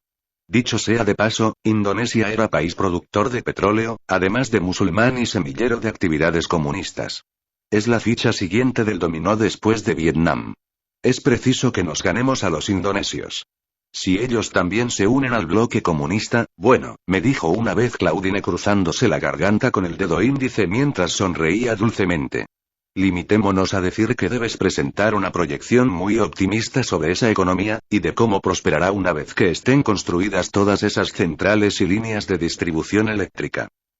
Eso proporcionará a USAID y a la banca internacional la justificación para los créditos. Tú recibirás una buena remuneración, por supuesto, y podrás pasar a nuevos proyectos en otros lugares exóticos. El mundo es tu carrito del supermercado. Pero no dejó de advertirme que mi trabajo iba a ser duro. Los expertos de los bancos irán por ti. El trabajo de ellos consiste en descubrir los fallos de tus proyecciones. Ellos quedan bien cuando consiguen hacerte quedar mal. Cierto día le recordé a Claudine, que el equipo que Maine enviaría a Java estaba formado por 10 hombres además de mí, y le pregunté si todos estaban recibiendo el mismo tipo de entrenamiento. Ella me aseguró que no. Ellos son ingenieros, dijo. Proyectan las centrales, las líneas de transporte y de distribución, así como los puertos y las carreteras para traer el combustible. Tú eres el que predice el futuro. De tus previsiones depende el tamaño de los sistemas que ellos proyecten, y la magnitud de los créditos. Ya lo ves. Tú eres la clave. Al salir del apartamento de Claudine siempre me preguntaba si estaría haciendo bien. En el fondo de mi corazón sospechaba que no. Pero me asediaban las frustraciones de mi pasado. Al parecer, Maine me ofrecía todo lo que siempre había echado en falta. A pesar de ello, no dejaba de preguntarme qué habría dicho Tom Paine. Por último me convencí de que aprendiendo más, acumulando experiencias, más tarde podría denunciarlo todo. La vieja justificación de conocer el pecado para combatirlo mejor. Cuando le confié esta idea a Claudine, ella me dirigió una mirada llena de perplejidad. No seas ridículo. Una vez que has entrado ya no se puede salir. Debes decidirlo tú antes de comprometerte más a fondo. Lo entendí, pero lo que dijo me espantó. Al salir anduve pensativo por Commonwealth Avenue y, después de doblar por Dartmouth Street, me persuadí de que yo sería la excepción. Una tarde, varios meses después, Claudine y yo estábamos sentados junto a la ventana viendo caer la nieve sobre Bacon Street. Formamos parte de un club reducido y selecto, dijo. Se nos paga, y muy bien por cierto, para estafar miles de millones de dólares a muchos países de todo el mundo. Buena parte de tu trabajo consistirá en estimular a los líderes de esos países, para que entren a formar parte de la extensa red que promociona los intereses comerciales de Estados Unidos. En último término, esos líderes acaban atrapados en la telaraña del endeudamiento, lo que nos garantiza su lealtad. Podemos recurrir a ellos siempre que los necesitemos para satisfacer nuestras necesidades políticas, económicas o militares. A cambio, ellos consolidan su posición política porque traen a sus países complejos industriales, centrales generadoras de energía y aeropuertos. Y los propietarios de las empresas estadounidenses de ingeniería y construcción se hacen inmensamente ricos. Esa tarde, en el idílico ambiente del apartamento de Claudine, descansando junto a la ventana, mientras la nieve se arremolinaba en el exterior, conocí la historia de la profesión en que me disponía a ingresar. Claudine me recordó cómo se han construido los imperios de casi todas las épocas. Mediante el uso de la fuerza militar, o la amenaza de usarla. Pero después de la Segunda Guerra Mundial, con la emergencia de la Unión Soviética y el espectro del holocausto nuclear, la solución militar llegó a ser demasiado peligrosa. El momento decisivo se produjo en 1951 con la rebelión de Irán contra una compañía petrolera británica, que estaba esquilmando los recursos naturales del país y explotando a su gente. Esta compañía fue la antecesora de British Petroleum, la actual BP. En respuesta, un primer ministro iraní democráticamente elegido y muy popular, fue el personaje del año de la revista Time en 1951, Mohammad Mossadegh, nacionalizó todos los yacimientos petrolíferos iraníes. Los indignados ingleses solicitaron ayuda a sus aliados de la Segunda Guerra Mundial, los estadounidenses. Pero ambos países temieron que unas represalias militares provocasen la reacción soviética en favor de Irán. Por tanto, en vez de enviar la infantería de marina, Washington despachó a Kermit Roosevelt, nieto de Theodore y agente de la CIA. Su actuación fue brillante. Conquistó muchas voluntades mediante amenazas y sobornos. Con estas complicidades organizó algaradas callejeras y manifestaciones violentas, lo cual creó la impresión de que Mossadegh era un ministro tan impopular como inepto. Finalmente Mossadegh cayó, y pasó el resto de su vida en arresto domiciliario. El proamericano Mohammad Reza Shah se erigió en dictador indiscutible. De esta manera, Kermit Roosevelt creó el escenario para una nueva profesión, la misma a cuyas filas me disponía a sumarme. Además de reconfigurar toda la historia del Oriente Próximo, la táctica de Roosevelt arrinconaba de una vez por todas las viejas estrategias de la construcción de imperios. También coincidió con los primeros experimentos de acciones militares limitadas no nucleares, de cuya doctrina resultaron finalmente para Estados Unidos las humillaciones de Corea y Vietnam. En 1968, el año en que fui entrevistado por la NSA, era ya evidente que si Estados Unidos quería realizar el sueño de un imperio global, tal como lo habían planteado hombres como los presidentes Johnson y Nixon, tendría que recurrir a estrategias calcadas del ejemplo iraní sentado por Roosevelt. Era la única manera de derrotar a los soviéticos sin incurrir en el riesgo de una guerra nuclear. Restaba un problema, no obstante. Kermit Roosevelt había sido un agente de la CIA. Las consecuencias habrían podido ser funestas si lo hubiesen atrapado. Él orquestó la primera operación de Estados Unidos para derribar a un gobierno extranjero. Era probable que se recurriese a este expediente muchas veces más, pero interesaba buscar un planteamiento que no implicase directamente a Washington. Por fortuna para los estrategas, la década de 1960 fue también testigo de otra revolución. El auge de las corporaciones multinacionales y de los organismos internacionales, como el Banco Mundial y el FMI. Estos dependían para su financiación principalmente de Estados Unidos y de nuestros primos europeos, también constructores de imperios. Se desarrolló una relación simbiótica entre el gobierno, las empresas y los organismos internacionales. En la época en que me matriculé en la EAD de Boston, la solución al problema Roosevelt percibido como agente de la CIA estaba ya bien diseñada. Las agencias de inteligencia estadounidenses, entre ellas la NSA, identificarían a posibles EHM y estos podrían a continuación ser contratados por las multinacionales. A los gángsteres económicos jamás les pagaría ningún organismo público, sino que serían asalariados del sector privado.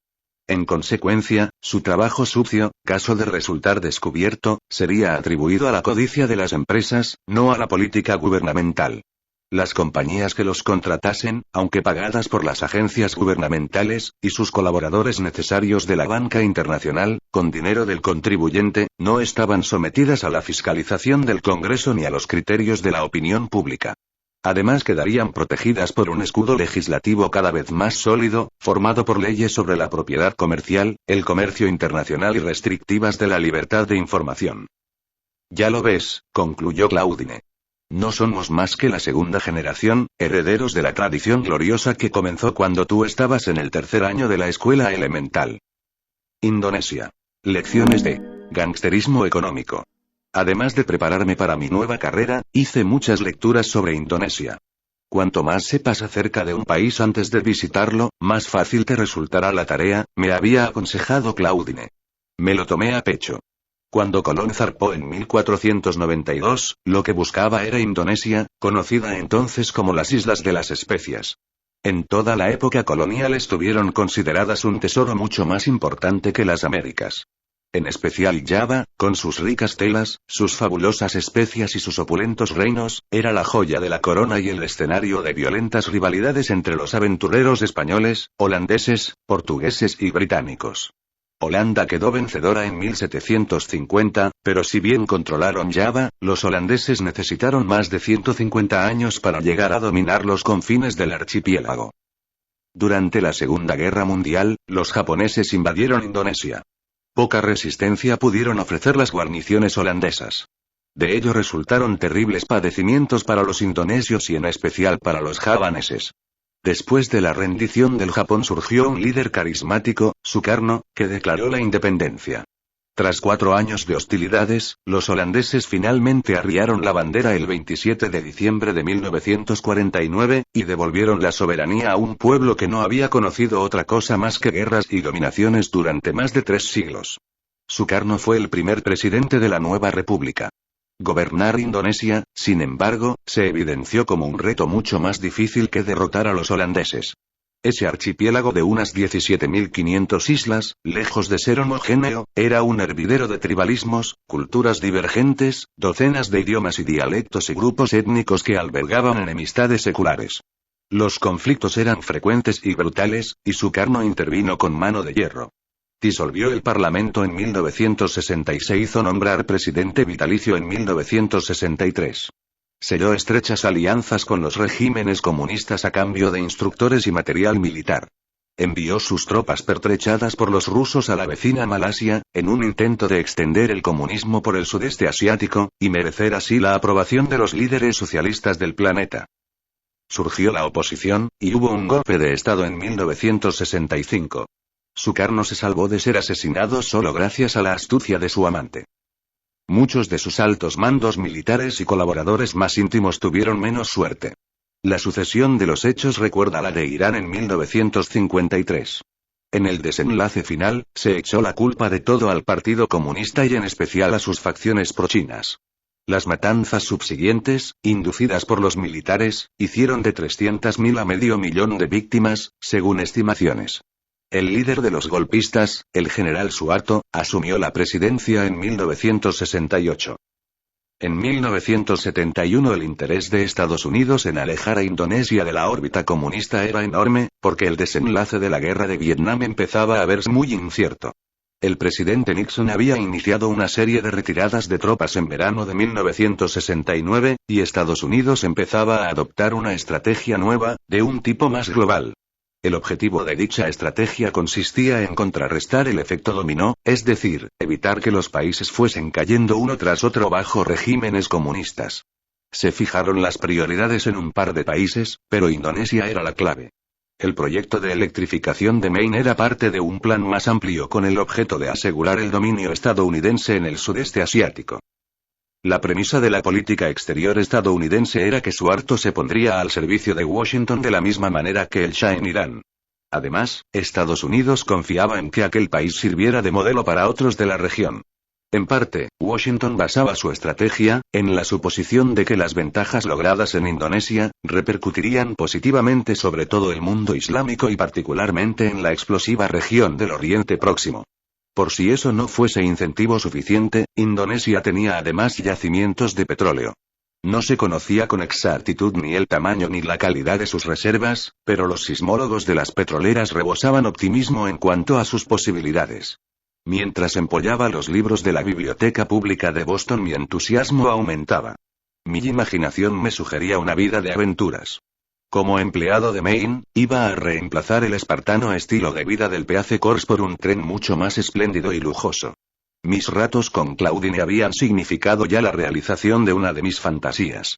Casi era demasiado bueno para ser cierto, y me sentí resarcido, al menos en parte, por mis años de encierro en el internado masculino. Al mismo tiempo sucedían otras cosas en mi vida. Anne y yo estábamos cada vez más distanciados.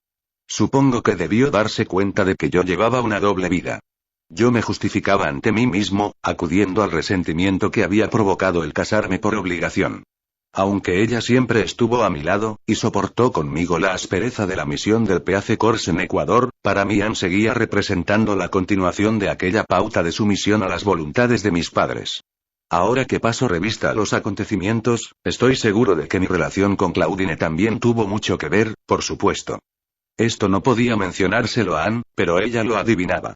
En cualquier caso, decidimos mudarnos a apartamentos separados.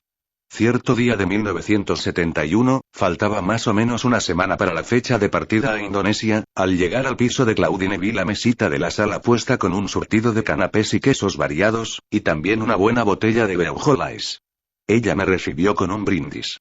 «Lo has conseguido», dijo con una sonrisa, que sin embargo me pareció algo ambigua.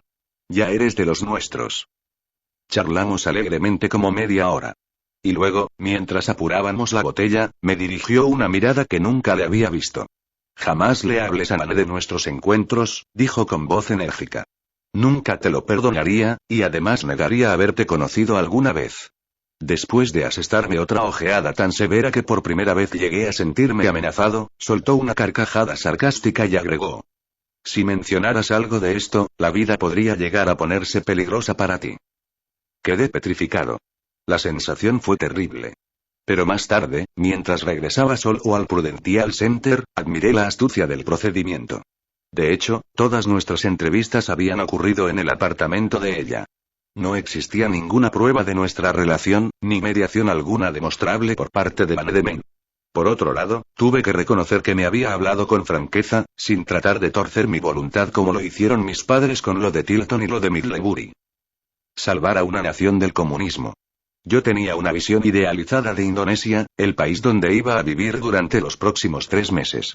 En algunos de los libros que había leído, había visto fotos de bellas mujeres envueltas en sarongs de luminosos colores, exóticas bailarinas balinesas, chamanes que escupían fuego, y guerreros en sus largas canoas de troncos ahuecados, remando por aguas de color esmeralda a los pies de volcanes coronados de humo. Me sorprendió especialmente una serie dedicada a los magníficos galeones de los infames piratas Buji, con sus impresionantes velas negras, que todavía surcaban las aguas del archipiélago, y que en otros tiempos atemorizaron a los marineros europeos hasta tal punto que, cuando estos regresaban a sus hogares y les tocaba reprender a sus hijos, solían decirles: si no te portas bien llamaré a los piratas Buji y vendrán por ti. Ah. Cómo agitaban mi espíritu esas imágenes. La historia y las leyendas del país presentaban una galería de personajes descomunales. Dioses iracundos, dragones de Komodo, opulentos sultanes tribales. Leyendas ancestrales muy anteriores al nacimiento de Cristo, habían viajado a través de las cordilleras asiáticas y los desiertos de Persia, para cruzar el Mediterráneo y quedar profundamente grabadas en los repliegues más escondidos de nuestra psicología colectiva. Hasta los nombres de aquellas fabulosas islas, Java, Sumatra, Borneo, las Célebes, seducían a la imaginación. Eran tierras de misticismo, de leyenda y de erótica belleza, el tesoro que Colón buscó y nunca pudo alcanzar, la princesa deseada y jamás poseída por España, por Holanda, por los portugueses y los japoneses. Una fantasía y un sueño. Mis expectativas eran elevadas, como las de aquellos grandes exploradores, supongo. Pero, al igual que Colón, debí haber aprendido a moderar mis fantasías. Tal vez era de prever que el faro del destino no siempre apunta a los horizontes que habíamos imaginado. Indonesia ciertamente ofrecía tesoros, pero no era la cornucopia de todas las riquezas que yo esperaba. En efecto, mis primeros días bajo la tórrida atmósfera de su capital, Yakarta, en el verano de 1971, me reservaban muchas sorpresas. Ciertamente, la belleza estaba allí. Mujeres espléndidas que vestían sarongs multicolores. Jardines exuberantes, cargados de flores tropicales. Exóticas bailarinas balinesas. Triciclos pintados con escenas de vivos colores hasta en los respaldos de los asientos, donde los pasajeros se arrellanaban de cara al hombre que pisaba los pedales. Mansiones de estilo colonial holandés y mezquitas con minaretes. Pero la ciudad presentaba también su lado sórdido y trágico.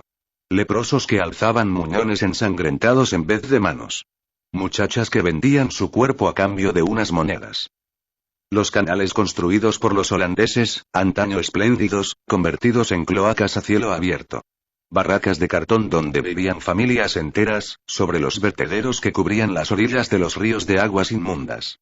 Bocinazos incesantes y humos apestosos. Lo bello y lo reo, lo elegante y lo vulgar, lo espiritual y lo profano. Eso era Yakarta, donde los perfumes tentadores del clavo y de la orquídea, competían con las miasmas de aquellos albañales. Sin embargo, no era la primera vez que yo veía la pobreza. Algunos de mis compañeros de colegio en New Hampshire, vivían en barracas cubiertas de cartón alquitranado, y se presentaban a clase vistiendo chaquetas deshilachadas y viejas zapatillas de tenis en pleno invierno, con temperaturas exteriores bajo cero, los cuerpos sin lavar que apestaban a sudor rancio y a estiércol.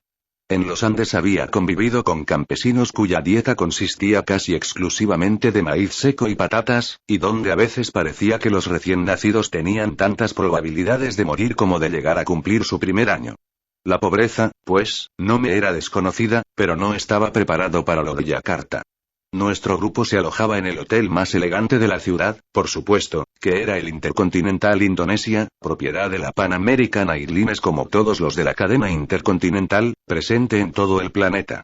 Allí, los extranjeros ricos veían atendidos todos sus caprichos, en especial los ejecutivos de las compañías petroleras y las familias de estos. La primera noche de nuestra estancia, Charlie Illingworth, el director de nuestro proyecto, nos agasajó con una cena en el fastuoso restaurante del ático. Charlie era entendido en temas bélicos. Dedicaba la mayor parte de su tiempo libre a leer libros de historia y novelas históricas sobre grandes caudillos militares y batallas célebres. Era el paradigma del estratega de tertulia, y partidario de la guerra de Vietnam. Como de costumbre, aquella noche vestía pantalón bombacho color caqui y camisa también de color caqui, de manga corta y con presillas en los hombros al estilo militar. Después de darnos la bienvenida encendió un puro. Por la buena vida, suspiró levantando la copa de champán. Por la buena vida, le hicimos eco, y las copas tintinearon. Rodeado de volutas de humo, Charlie paseó la mirada por el salón. Estaremos bien atendidos aquí, dijo acompañando las palabras con varios cabezazos de satisfacción. Los indonesios cuidarán de nosotros, y también los de nuestra embajada. Pero no olvidemos que hemos venido con una misión que cumplir. Miró un puñado de fichas que tenía delante. Sí. Estamos aquí a fin de desarrollar un plan maestro para la electrificación de Java, el lugar más poblado del mundo. Pero eso no es más que la punta del iceberg. Su expresión se ensombreció, me recordó al actor George C. Scott en su papel de General Patton, uno de los héroes de Charlie. Estamos aquí para salvar el país de las garras del comunismo. Que no es poca cosa. Como saben ustedes, Indonesia tiene una historia larga y trágica. Ahora, cuando se disponía a entrar definitivamente en el siglo XX, se ha visto enfrentada a una nueva prueba. Es nuestra responsabilidad conseguir que Indonesia no siga a los pasos de sus vecinos del norte, Vietnam, Camboya y Laos. El sistema eléctrico integrado será un elemento clave. Con eso, más que con ningún otro factor, salvo la posible excepción del petróleo, quedará asegurada la presencia del capitalismo y de la democracia. Después de una pausa para inhalar del puro y barajar sus anotaciones, prosiguió. Y hablando de petróleo. Todos sabemos hasta qué punto lo necesita nuestro país. Indonesia puede llegar a ser una aliada poderosa en tal sentido. De manera que, cuando desarrollen ustedes ese plan maestro, tengan la bondad de recordar lo que van a necesitar la industria del petróleo y las demás que dependen de ella, los puertos, los oleoductos, las constructoras. Debe proporcionárseles lo que haga falta en términos de consumo eléctrico para los 25 años de vigencia de ese plan. Alzó los ojos de sus fichas y se encaró directamente conmigo mientras continuaba diciendo. Más vale exagerar, que quedarnos cortos. No vaya a caer sobre nuestras cabezas la sangre de los niños de Indonesia, o la nuestra. No vayan a tener que vivir bajo la hoz y el martillo, o bajo la bandera roja de China. Aquella noche, acostado en mi cama a muchos metros de altura sobre la ciudad, entre la seguridad y el lujo de una suite de primera clase, evoqué la imagen de Claudine. Me desvelaban sus discursos sobre la deuda externa. Intenté tranquilizarme recordando mis cursos de teoría macroeconómica en la Escuela de Administración de Empresas. Al fin y al cabo, me decía, estoy aquí para ayudar a Indonesia, para que salga de su economía medieval y pase a ocupar su lugar en el mundo industrial moderno. Pero yo sabía que al amanecer, cuando echase la primera ojeada desde mi ventana, más allá de la opulencia de los jardines del hotel y de las piscinas, podría ver los barrios de barracas que se extendían alrededor, hasta muchos kilómetros de distancia. No ignoraba que ahí fuera estaban muriendo muchos niños por falta de alimento y de agua potable, y que tanto los menores como los adultos padecían enfermedades horribles y soportaban condiciones de vida inhumanas. Seguí dando vueltas en mi cama sin pegar ojo. Era innegable que tanto Charlie como los demás miembros del equipo estábamos allí por motivos egoístas. Promovíamos la política exterior de Estados Unidos y los intereses corporativos. Nos impulsaba la codicia, y no un supuesto deseo de mejorar las condiciones de vida de la gran mayoría de los indonesios. Una palabra acudió a mi mente: la corporatocracia. No consigo recordar si la había escuchado en alguna parte o la inventé yo mismo, pero me pareció perfecta para describir la nueva clase dominante, que se había metido entre ceja y ceja el afán de dominar el planeta. Era una cofradía de unos pocos, estrechamente unidos por unos objetivos comunes. Los miembros de esa cofradía pasaban con facilidad de los consejos de administración a los cargos públicos, y viceversa. Se me antojaba que el entonces presidente del Banco Mundial, Robert McNamara, era el ejemplo perfecto. Había pasado de su puesto de presidente de Ford Motor Company, a la Secretaría de Defensa con los gabinetes de Kennedy y Johnson, y en aquellos momentos era la autoridad máxima de la institución financiera más poderosa del mundo. Comprendía también que mis profesores de la EAD no habían captado la verdadera naturaleza de las magnitudes macroeconómicas. Que en muchos casos, contribuir al crecimiento económico de un país, solo servía para enriquecer todavía más a los que estaban en la cima de la pirámide, sin hacer nada por los de abajo, excepto empujarlos más abajo todavía. En efecto, la promoción del capitalismo muchas veces produce un sistema parecido a las sociedades feudales de la Edad Media. Si alguno de mis profesores lo sabía, nunca nos lo contó, probablemente porque las grandes empresas y los hombres que las dirigen financian las universidades. Si aquellos profesores nos hubieran enseñado la verdad, sin duda les habría costado el empleo, lo mismo que podían costármelo a mí unas revelaciones por el estilo. Esos pensamientos me hicieron pasar en vela todas las noches que estuve en el Hotel Intercontinental Indonesia. En el fondo, no tenía más argumentos para mi defensa que los de orden personal. Había luchado mucho para escapar de aquel pueblo de New Hampshire, de aquella escuela y del servicio militar. Mediante una combinación de coincidencias y el trabajo asiduo, me había ganado una poltrona en la buena vida. También me consolaba diciéndome que mi actuación era correcta, según las normas de mi propia cultura. Estaba en vías de convertirme en un analista económico prestigioso y respetado. Hacía lo que la Escuela de Administración de Empresas nos preparaba para hacer. Iba a implementar un modelo de desarrollo sancionado por las mejores cabezas de los mejores equipos pensantes del mundo. De madrugada, no obstante, me consolaba muchas veces con una promesa: que algún día denunciaría la verdad. Después de esto me adormecía leyendo una novela de Louis L'Amour sobre aventuras de pistoleros del viejo oeste. ¿Cómo vendí mi alma? Nuestro equipo de 11 personas pasó 6 días en Yakarta para registrarse en la embajada, reunirse con varios funcionarios, organizarse y descansar junto a la piscina. Me sorprendió la gran cantidad de estadounidenses que vivían en el Intercontinental. Me gustaba contemplar a las jóvenes y bellas esposas de los ejecutivos de las petroleras y constructoras estadounidenses, que se pasaban los días en la piscina, y las noches cenando en la media docena de elegantes restaurantes del hotel y de los alrededores. Hasta que Charlie dio la orden de trasladarnos a Bandung, una ciudad de la región montañosa. Allí el clima era más suave, la pobreza menos visible y las distracciones más escasas. Nos alojamos en un parador público llamado Wisma, con gerente, cocinero, jardinero y demás personal de servicio. Construido durante la época colonial holandesa, el Wisma era un remanso. Tenía una terraza espaciosa, con vistas a las grandes plantaciones de té, que cubrían las suaves ondulaciones de las colinas, y subían por las laderas de los volcanes de Java, al fondo. Además del alojamiento se nos suministraron 11 todoterrenos Toyota, cada uno con su chofer y su intérprete. Por último, fuimos obsequiados con la inscripción gratuita en el exclusivo Bandung Golf and Racquet Club, e instalados en una suite de despachos, perteneciente al cuartel general de la Perusahaan Urain Listrik Negara, PLN, la compañía eléctrica de titularidad pública. Para mí, los primeros días de estancia en Bandung consistieron en una serie de entrevistas con Charlie y con Howard Parker. Era este un septuagenario jubilado, que había sido jefe de previsión de carga de New England Electric System. En aquellos momentos era el responsable de pronosticar la cantidad de energía y la capacidad de generación, la carga, que iba a necesitar la isla de Java en el transcurso de los próximos 25 años. Además, debía desglosar esas magnitudes por regiones y por ciudades.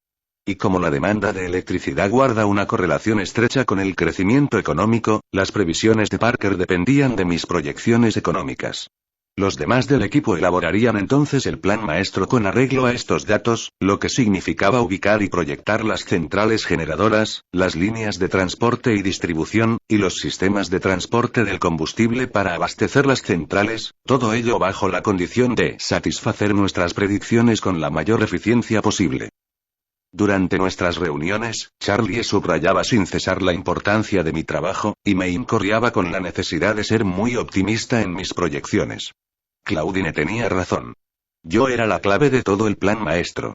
Dedicaremos nuestras primeras semanas aquí a recopilar los datos, explicó Charlie. Él, Howard y yo ocupábamos unos grandes sillones de mimbre en el fastuoso despacho particular de Charlie.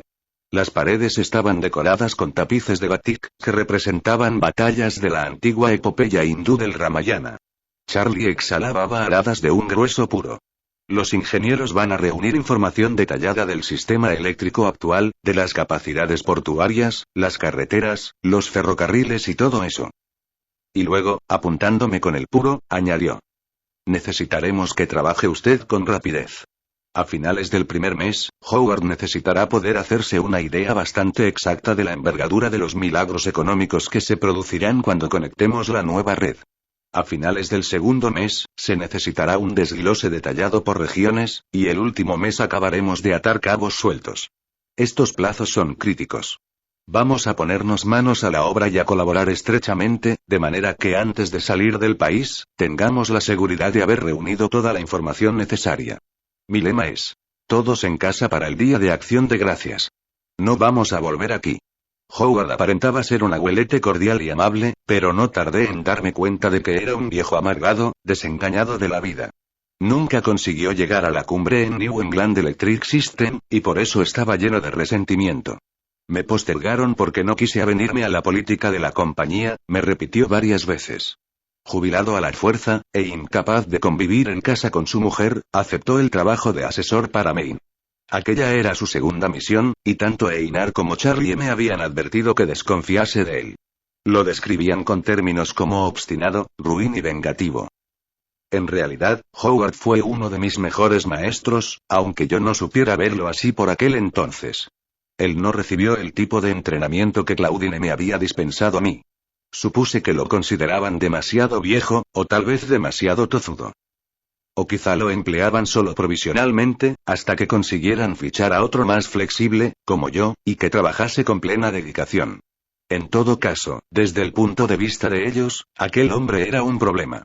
Howard había entendido con claridad la situación y el papel que se le asignaba, y estaba decidido a no ser un peón de esa partida. Todos los adjetivos que usaban Einar y Charlie para describirle eran apropiados, pero su obstinación derivaba, al menos en parte, de la decisión personal de no ser un títere.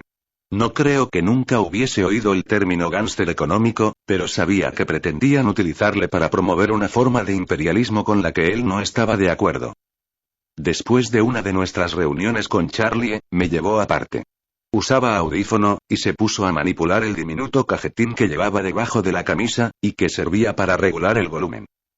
Que quede entre nosotros, empezó Howard en voz baja. Estábamos de pie junto a la ventana del despacho que compartíamos, contemplando el canal de aguas estancadas que serpenteaba cerca del edificio de la PLN. Una mujer joven se bañaba en aquellas aguas pestilentes. Procuraba mantener un simulacro de pudor ciñéndose un sarong alrededor del cuerpo desnudo. Quieren convencerte de que la economía de este país va a subir como un cohete, dijo. Ese Charlie no tiene escrúpulos. No permitas que te influya. Al oír estas palabras me dio un vuelco el estómago y sentí deseos de llevarle la contraria y demostrar que Charlie tenía razón. Mi carrera dependía de tener contentos a mis jefes en Maine. Sin duda esta economía va a explotar, dije, sin apartar los ojos del bañista. No tienes más que mirar a tu alrededor. Con que esas tenemos, murmuró, creo que sin prestar atención a la escena. Así que estás con ellos. Un movimiento junto al canal distrajo mi atención. Un tipo de edad madura se acercó a la orilla, se bajó los pantalones y se agachó para cumplir con las exigencias de la naturaleza. La bañista lo vio pero no dio muestras de inmutarse y siguió bañándose. Me aparté de la ventana y me encaré con Howard. No soy ningún novato, dije. Podré parecerte joven, pero acabo de regresar después de pasar 3 años en Sudamérica. He visto lo que puede ocurrir cuando se descubre petróleo. Las cosas cambian muy deprisa. Ah. Yo tampoco soy ningún novato, se burló él. He dado muchas vueltas por ahí, muchacho, y voy a decirte una cosa. Me importan un comino tus descubrimientos de petróleo y todo eso. Llevo toda la vida pronosticando cargas de electricidad. Durante la Depresión y la Segunda Guerra Mundial, en épocas de alza y en épocas de baja.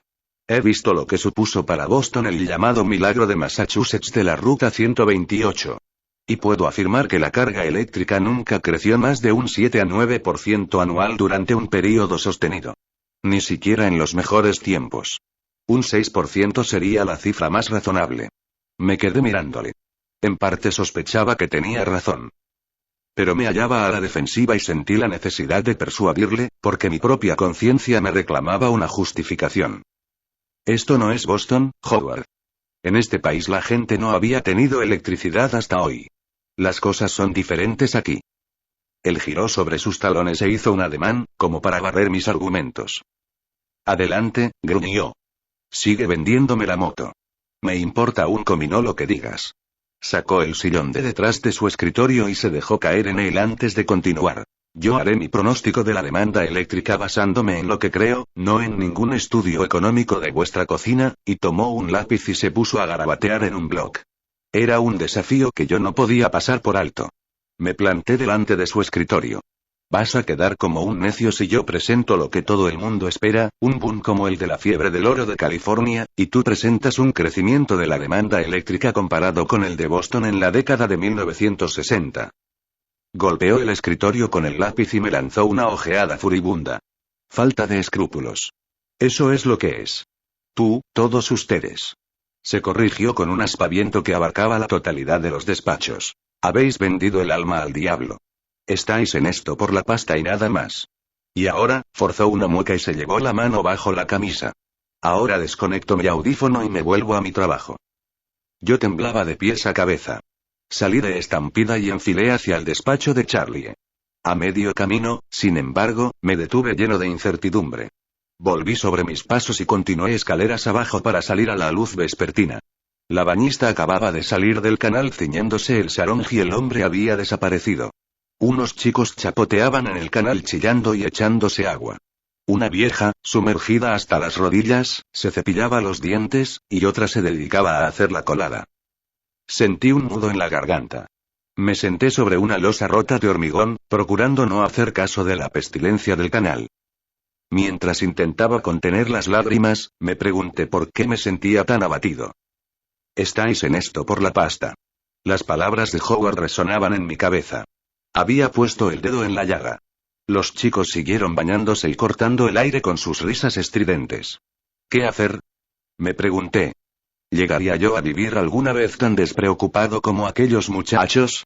Las dudas me atormentaban mientras contemplaba la feliz inocencia de sus juegos, al parecer inconscientes del riesgo que corrían bañándose en aquellas aguas fétidas. Apareció un anciano encorvado que se apoyaba en su garrote. Al ver a los chicos detuvo su paseo por la orilla del canal y sonrió con su boca desdentada. Quizá debería confiarme a Howard, pensé. Juntos, tal vez podríamos alcanzar una solución. Al instante me sentí aliviado. Recogí un guijarro y lo lancé al canal. Al disiparse la agitación del agua, sin embargo, se extinguió también mi optimismo. Sabía que era imposible. Howard era un viejo amargado. Como no tenía ya ninguna oportunidad de promoción, ¿para qué iba a dar su brazo a torcer? En cambio yo era joven, estaba empezando y desde luego no tenía ninguna intención de acabar como él. Mientras contemplaba el maloliente canal, evoqué una vez más las imágenes del instituto en la colina, allá en New Hampshire, donde pasé los veranos a solas mientras los demás asistían invitados a los bailes de las chicas que se presentaban en sociedad. Poco a poco fui comprendiendo que, una vez más, no tenía a nadie en quien confiar. Aquella noche, tumbado en la cama, permanecí largo rato recordando a las personas que habían intervenido en mi vida. Howard, Charlie, Claudine, Ann, Einar, el tío Frank. Me preguntaba qué habría sido de mí si no las hubiese conocido. Una cosa era segura. Que no me hallaría en Indonesia. También me interrogaba acerca de mi futuro. ¿A dónde me llevaría todo aquello? Medité sobre la decisión que se me planteaba. Según había dejado bien claro Charlie, se esperaba que Howard y yo planteásemos un crecimiento anual del 17% como mínimo. ¿Qué tipo de pronóstico iba a presentar yo? De súbito se me ocurrió una idea que me tranquilizó. ¿Cómo no se me había ocurrido antes? La decisión no era de mi incumbencia. ¿No había dicho Howard que haría lo que él considerase justo, con independencia de mis conclusiones? Yo podía complacer a mis jefes presentando un crecimiento económico elevado, y él decidiría lo que le pareciese. Mi trabajo no tendría ninguna influencia en el plan maestro.